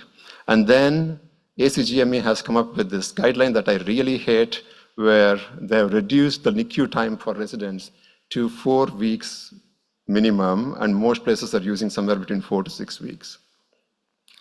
When a resident is coming to you as a visitor for a brief period of time, what is the resident seeing? The resident is seeing exhausted neonatal faculty who can barely stand and are totally tired and burnt out. They're seeing very few opportunities to resuscitate because there's lots of competition with APPs. Plus, they're barely coming here. And as Arun mentioned, you don't have, I mean, when we did residency back in the 90s, I spent, God knows, like 8-9 months in the NICU. And by the time you were done, you could do whatever you want. You could intubate a 24-weeker, but now many residents have gone through residency without even doing proper bag mask ventilation. Then there is lack of interest as well, and that's resulting in very few people joining fellowship. And never before in my life had I seen the fellowship fill rates in neonatology below 90%, and last year it happened. And there are several program directors in here who keep telling me that the number of applicants coming into neonatology is going down every year. The other mistake that people of my generation did was that we gave away on all the important critical care. Post-op cardiac babies rarely come to the NICU anymore. They all go to the PICU. ECMO rarely happens in the NICU anymore. It goes to the PICU. So for a critical care-oriented resident, we are standing in the NICU arguing about when was the last apneic spell and whether to give more acetate or chloride in the TPN. What the heck? We can do critical care too. So I think we need to bring critical care back in here. And the thing I want to emphasize here is that whenever you have a trainee, engage them in resuscitation. Seeing a blue baby turn pink and seeing a bradycardic baby improve heart rate has such profound impact on your career, and that's what drives you into resuscitation. Evan was telling me 2 days back that when he was a nurse practitioner, he had a third-year medical student come with him and help the medical student put an umbilical arterial line, and she's a fellow with us now. That's the impact of neonatal resuscitation. Please use neonatal resuscitation to rejuvenate students and trainees. So anytime you're in the DR, anytime you're doing something active, please engage a trainee, please engage a resident, please engage a student, and that really matters. So I'll end with this slide. We need resuscitation of neonatal critical care. We need reduced workload and productivity expectations. We need flexible scheduling. We need more physician-scientist support. We need work-life integration. And more importantly, we need the neonatal resuscitation program to engage our trainees to rejuvenate interest in neonatology. Thank you very much for your attention.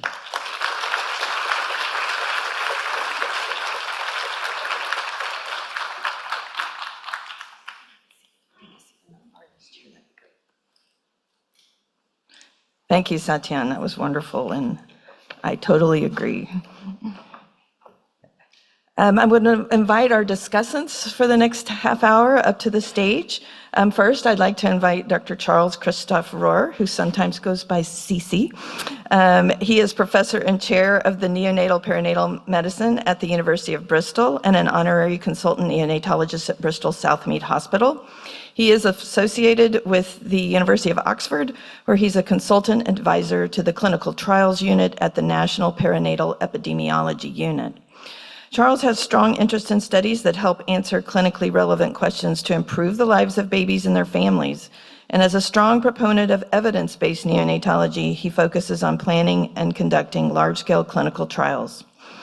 Charles is the section editor for resuscitation for the Pediatric Research Journal and a proud member of the ILCOR Neonatal Task Force and content expert. He is also an immediate past NLS scientific co-chair for the European Resuscitation Council and is co-author of the European Consensus on Management of Respiratory Distress Syndrome guideline. As his little personal tidbit, he spent 2 years as a postdoc researcher and clinician with Dr. Stuart Hooper and Peter Davis in Melbourne, Australia, way back in 2012 to 2014 before he settled in the UK. And he loves to travel, and he loves to take his family along on his travels, including an elderly aunt who he likes to take to ERC meetings, and his Aunt Josephine, which he sent some really cute pictures, but I can't share those. Anyway, that is Charles, so welcome. And then we also have Moon Rawat. Moon is a clinical associate professor of pediatrics and the program director of the Neonatal Perinatal Medicine Fellowship at the University of Buffalo. She has also completed her fellowship there before joining the faculty. And she's been engaged in large animal research with a primary focus on the techniques, medications, and devices used in neonatal resuscitation, and has authored multiple publications in this field and has received multiple awards and grant funding for her work. She's very happy that as program director, she's been able to expand the fellowship program in Buffalo, and she continues to mentor fellows both in the sheep lab and at the bedside. And as a personal tidbit, Dr. Rawat is married to Praveen Chandrasekhan, and their first child was born prematurely at 28 weeks. And he became a trailblazer in their NICU as he was the first to receive cord milking at delivery. Received acetaminophen therapy for PDA and exclusive human milk fortifier nearly a decade ago. And who was the attending who did all that? Satyan.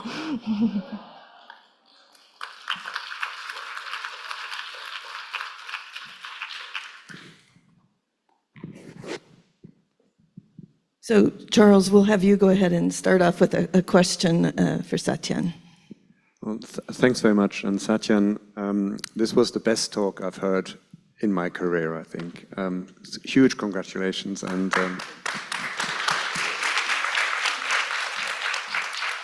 the capacity to bring the physiological principles into our daily practice with such beauty was just mind-blowing. Thank you.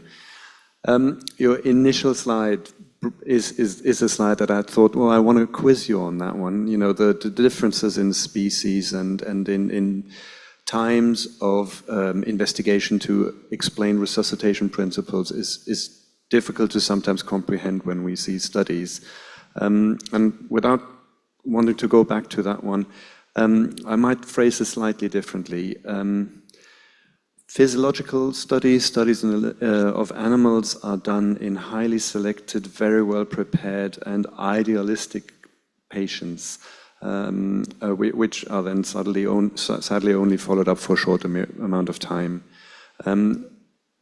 How do we as consumers, and I very, very strongly believe we need to be all on top of physiology, how can we mitigate the conundrum that we get really good animal experiments, which doesn't always work out, and some members in the audience have shown that it doesn't always work out. Maybe a few words of wisdom for that. Charles, you have been a leader in this area, and I really admire everything that you have done, and thank you for the comment. Getting back to your question, when Gary is writing his NRP textbook, what evidence does he have? He has top-level, quote-unquote, top-level evidence from RCTs, which is really awesome, but Julie clearly showed us that you exclude many patients and you selectively get consent from some, so you tend to have some selective bias while you look at RCTs, so that makes it a little questionable how much that data means. Then you have observational trials where it's very difficult to follow, like the one he talked about like room air in preterm babies. You do propensity modeling and you get one set of results. You take that out and you get one set of results. And so it's very difficult to follow. Plus the other issues, for example, getting back to endotracheal epinephrine. If you look at the observational data that Myra has put in, it's clearly obvious that endotracheal epinephrine works. But if you see plasma levels in lamps, you hardly see any levels going up. And it's hard to know if those babies in these observational trials had not gotten endotracheal epinephrine and gotten effective ventilation, would they have achieved the same result? There is no way to know. So there are questions in every single type of trials. Animal studies have a lot of drawbacks, as you clearly outlined. The way I view animal trials is in three different ways, their benefit. One, it's hypothesis generating. And in my opinion, a hypothesis that's not based on sound physiology is a useless hypothesis. So your idea for a clinical trial, it should be based on sound hypothesis, and that can be brought out from some animal studies. Second, if you do a trial and then you see some enigmatic results, you can go back to animal physiology and then try to find an explanation as to why that's happening. So it's not only bench to bedside, but bedside to bench. And Munmun will tell you, many of the studies that we have done are questions that came out at the bedside that were asked by nurses, nurse practitioners, students, and colleagues at the time of sign out. That's when discussions happen and theories come out, and then you go back to the sheep lab. So as much as bench to bedside is important, bedside to bench is also equally important. And the third area that's a little more controversial is you can't really do trials in some situations. And for example, Deepika's trial on how much flush to give after epinephrine, we can't get randomized consent to do these studies. So unfortunately, you have to base it on a lamp study and see how things go there. So there are areas where you can do them. Having said that, I'm a vegan and I'm an animal researcher, so it's a crazy combination. I never tell my parents what I do for a living in the sheep lab, so they have no idea. So animal studies should be very sound. We should follow every single principle that we follow in randomized control trials. There should be masking. If you don't have masking, if Munmun tells me that, oh, this lamp got vasopressin, and I know I like vasopressin, I would compress the chest much harder. And if this is the way we got epinephrine, then compress a little lighter. So there is an inherent bias in me that will influence studies. So we need masking, blinding, randomization, every single principle we follow in randomized trials to be adopted by animal trials as well. So in those three situations, to generate a hypothesis, to go back and prove and explain enigmatic findings, and in those core situations where we cannot find clinical evidence, I think there is room for animal studies with its limitations. Munmun? So, Dr. Satyan, thank you for such an amazing talk. It's always enlightening to hear you.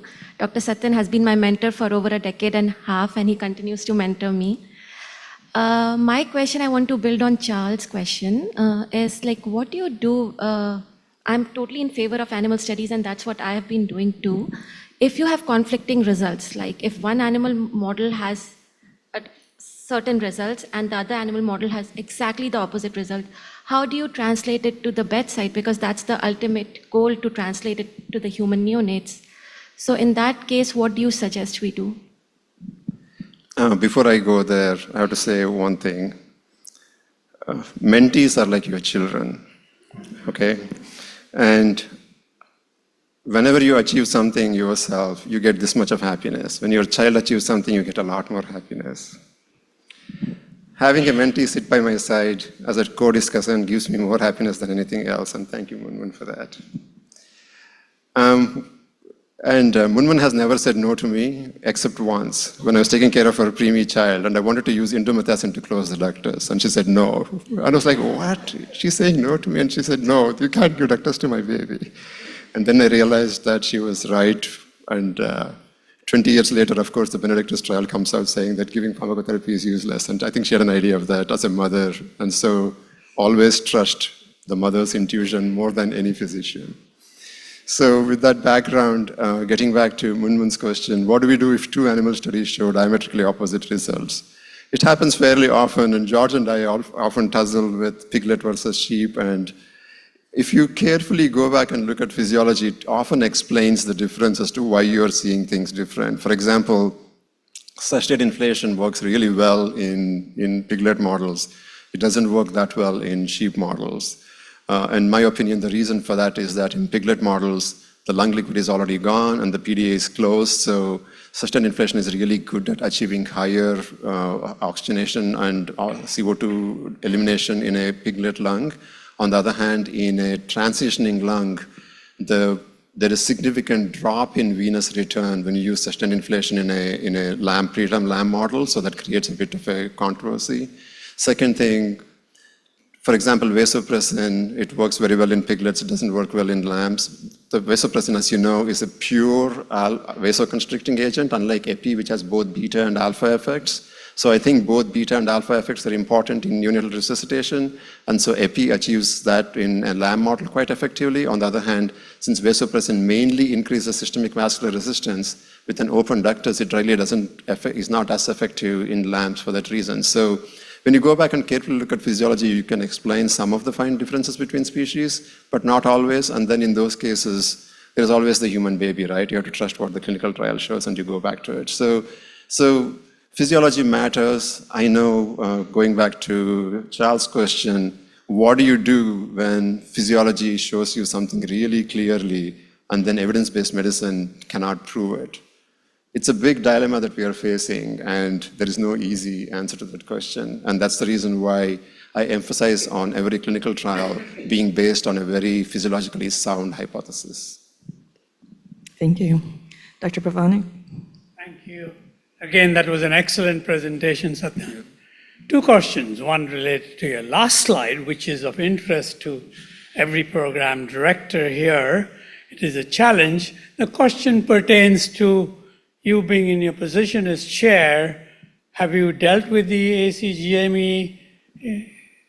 I know AAP doesn't have much power in this area because it's a concern of all chairmen, but where is this going in the reality world? This is nothing new.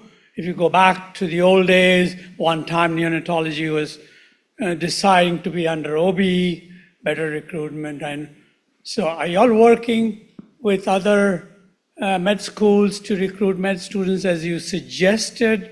What started your thinking process? That's question one. I'll wait to the second. I will not spend too much time on it because that's not the topic of this conference. I know. Very briefly, AMSTAC, the chair's organization, has been quite effective in discussing with ACGME as to what we should do with these guidelines. But you need to realize that majority of the physicians and majority of the chairs are not neonatologists, they are not critical care people. Only 11 chairs out of close to 190 are neonatologists. So not many care about the importance of NICU rotations in pediatric residency. So my answer to your question is twofold. One, we should go above and beyond to encourage medical students to join pediatrics, and we should increase salaries for pediatricians, which I feel very passionate about. And two, I think fighting back with ACGME is also critically important, and I would like to see more and more of you become chairs. We need more neonatologists as chairs in this country to have a bigger voice at AMSTAC so that we can redirect the appropriate focus that NICU deserves from pediatric residents. Second question, of course, pertains to your topic today. As you and I have talked about, the two issues with LAM as a model is the undulated placenta, where the oxygen transport is quite different, and number two, they always have the ductus. You have to like in the ductus before you do any lung or cardiovascular. So would you care to comment on either of those? Yeah, the placenta is a really interesting question, and Anup, I have talked about it quite a bit. The placenta in lambs is discoidal. There are like 20 cotyledons spread all over the uterus, and the umbilical vessels come and coalesce to form a fairly short umbilical cord. And for that reason, I have a healthy degree of skepticism about any study that involves deferred cord clamping from lambs.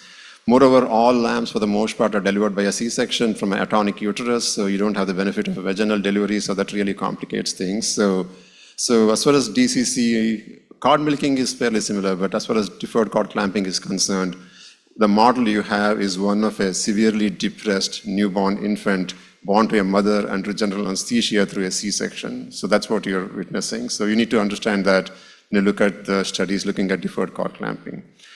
Primate models have become very difficult to get, but I didn't include a primate there because none of us do it. But I've tried with the idea of entering the primate center at UC Davis, looking at models because those placenta and those umbilical cords are more like us.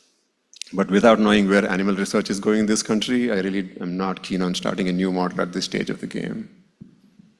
How about the ductus? Is the ductus affecting pulmonary versus systemic?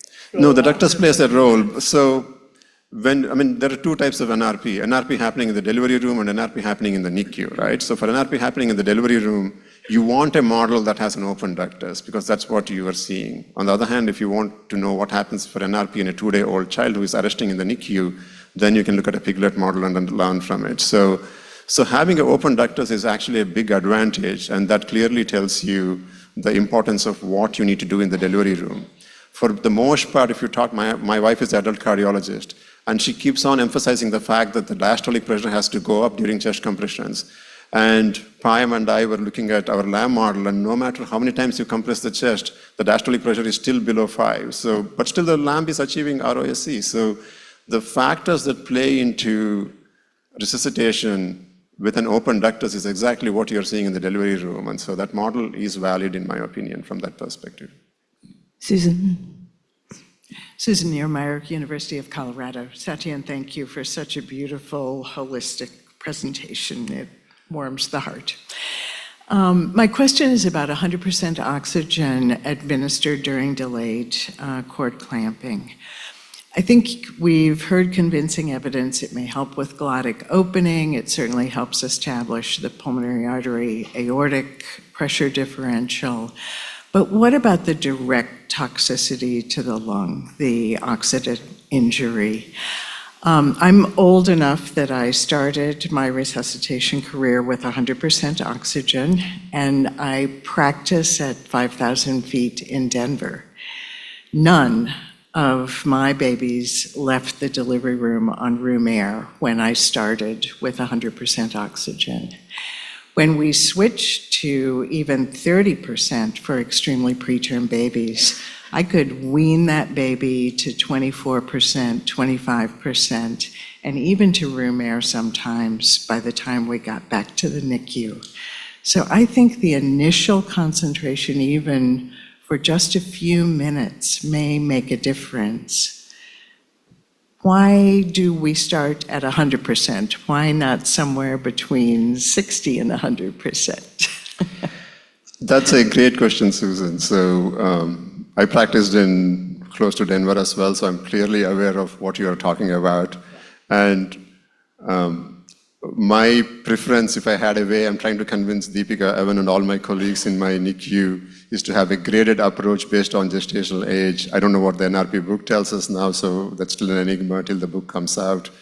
But I'm trying to convince them that in a baby who is 22 to 24 weeks, maybe we need 80% O2 or something, and then you increase gestational age, you can come lower and lower.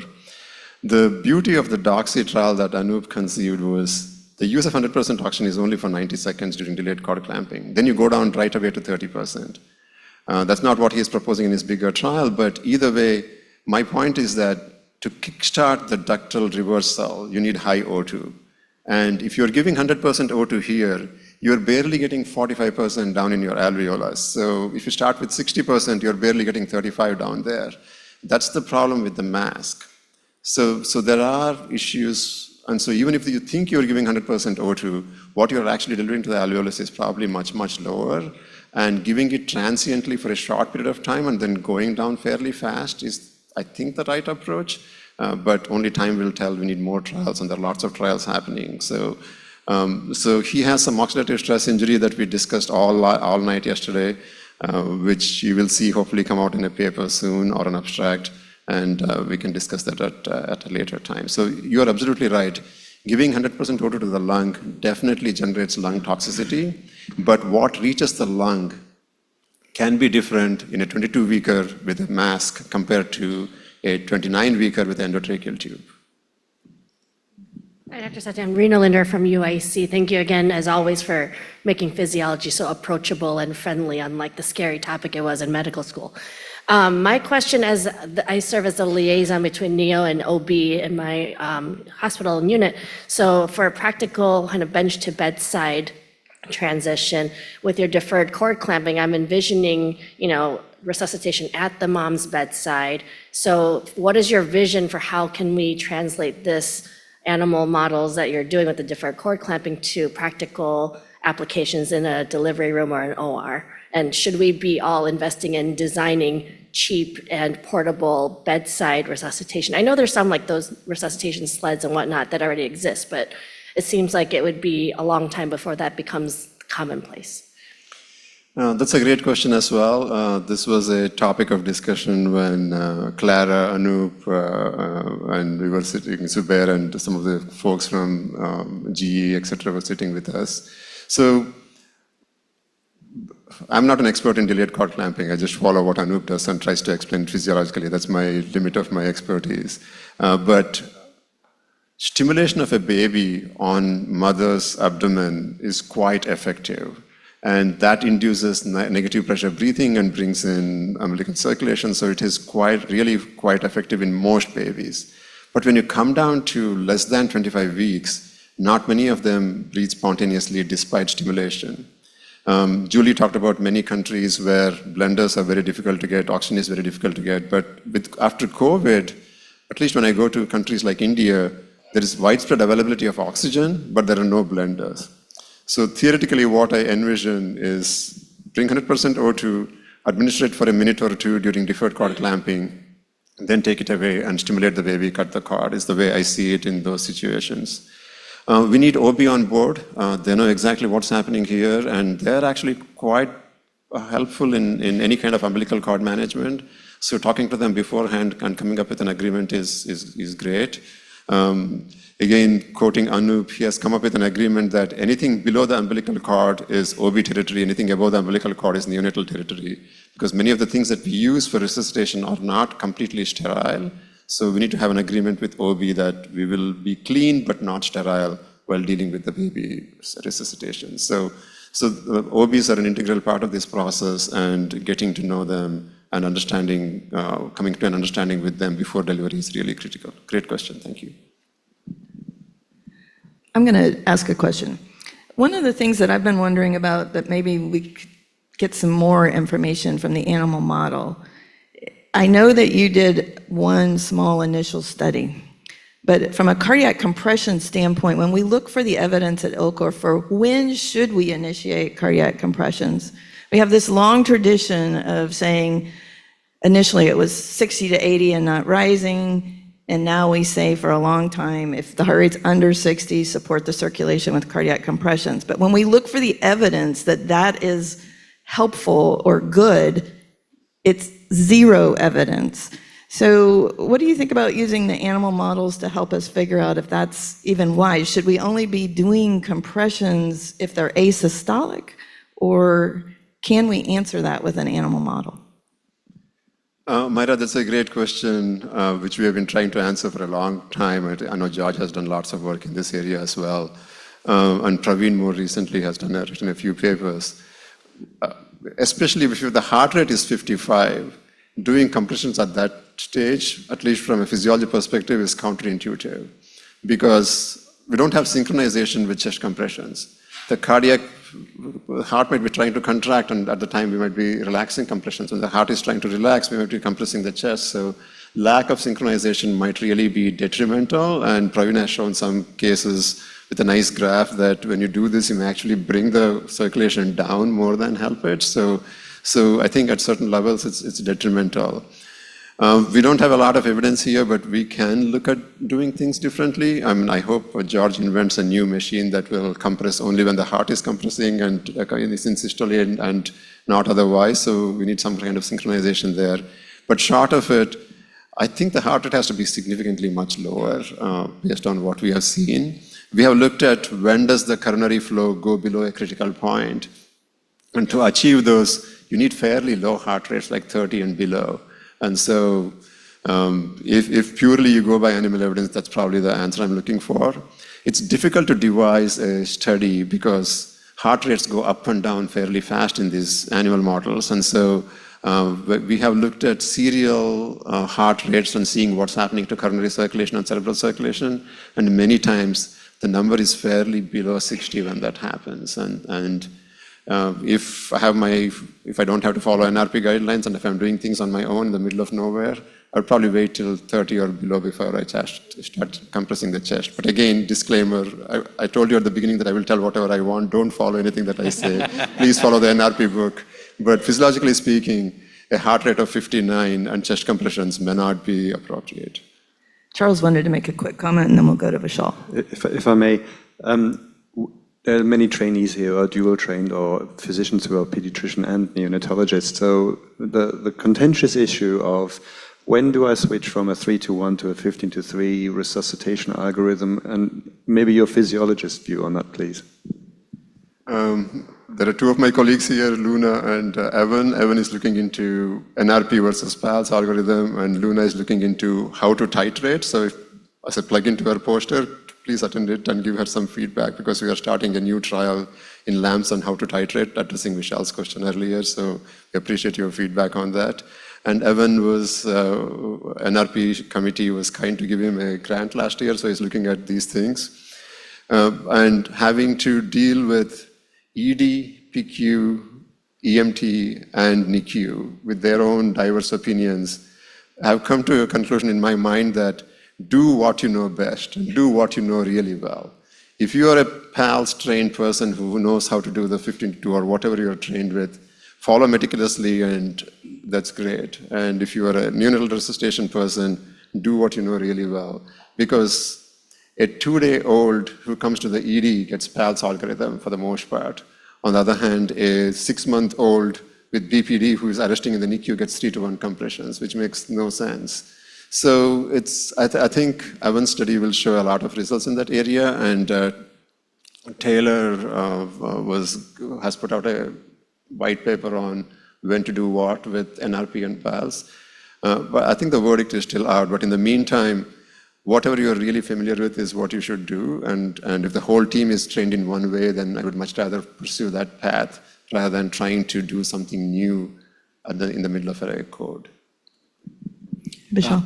Satyan, always a pleasure. Quick question about, we heard about gestational age cutoffs and doing one thing below certain gestational age, doing other thing above certain gestational age. Even in the NRP guidelines and book and at ILCO level, you will find for different questions, there are different cutoffs used that are based on the trialist who decided to use different cutoffs, and this seems very arbitrary.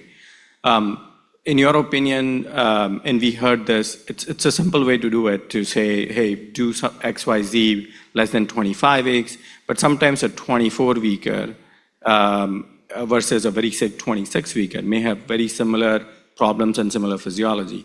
So in your opinion, should we be using those sort of gestational age cutoffs versus what baby is telling us based on the limited monitoring capability we have, and sort of respond to that to figure out if the baby is having good pulmonary transition or is actually struggling with pulmonary transition, and respond to that?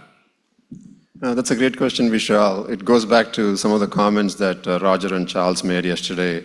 A 24-weeker female infant who got betamethasone is very different from a 24-weeker male infant who did not get steroids. So gestation age is not the great cutoff. Physiology is very different in those two babies, so it's a big challenge.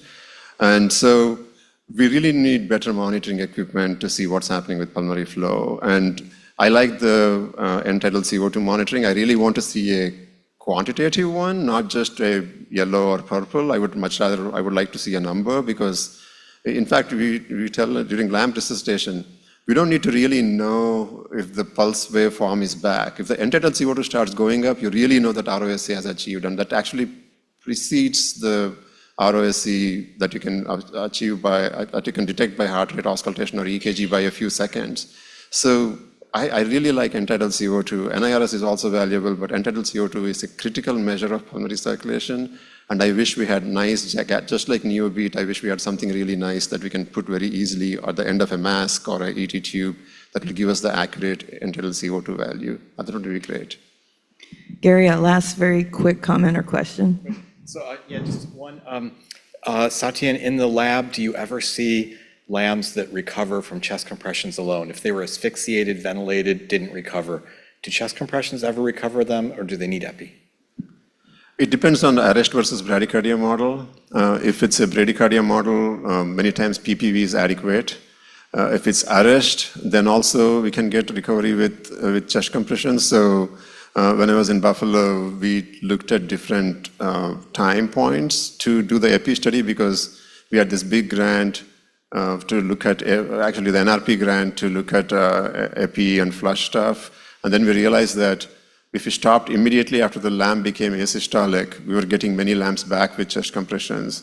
So now we actually wait till the heart rate is 0, wait for 5 minutes, twiddling our thumb, standing there, actually putting umbilical lines and standing there, because with that 5-minute wait, the need for epi increases. So it depends on what we are trying to look at. Thanks to your guidance, Deepika is now looking at a hemorrhagic model where we bleed the lamb out, and then the pathology is quite different as well. So the physiology does matter, and we actually wait for a finite period of time. Even with 5 minutes of waiting, our ROSC rates are almost 100% now. So now we are thinking of even waiting longer to make the lamb much more sicker, because when you go to the delivery room and a baby pops out with an UPGAR score of 0, you don't know how long the baby was asystolic, and that's a very unknown entity there. So effective resuscitation in every bradycardic lamb is 100% effective. It's very unusual that we don't get ROSC. With arrest, the duration of arrest matters. And as we clearly know from the first chapter in NRP, we don't know if the baby is in primary apnea or secondary apnea and how long the asystole was, and that's an unknown entity in clinical resuscitation. Thanks for the clarity. Let's thank Dr. Satyan for discussing this. It is now time for a break. Please visit the posters and please visit our educational partners who have tables in the back. And then I need you back in your seats by 11:30 so that we can get started right away. Thanks.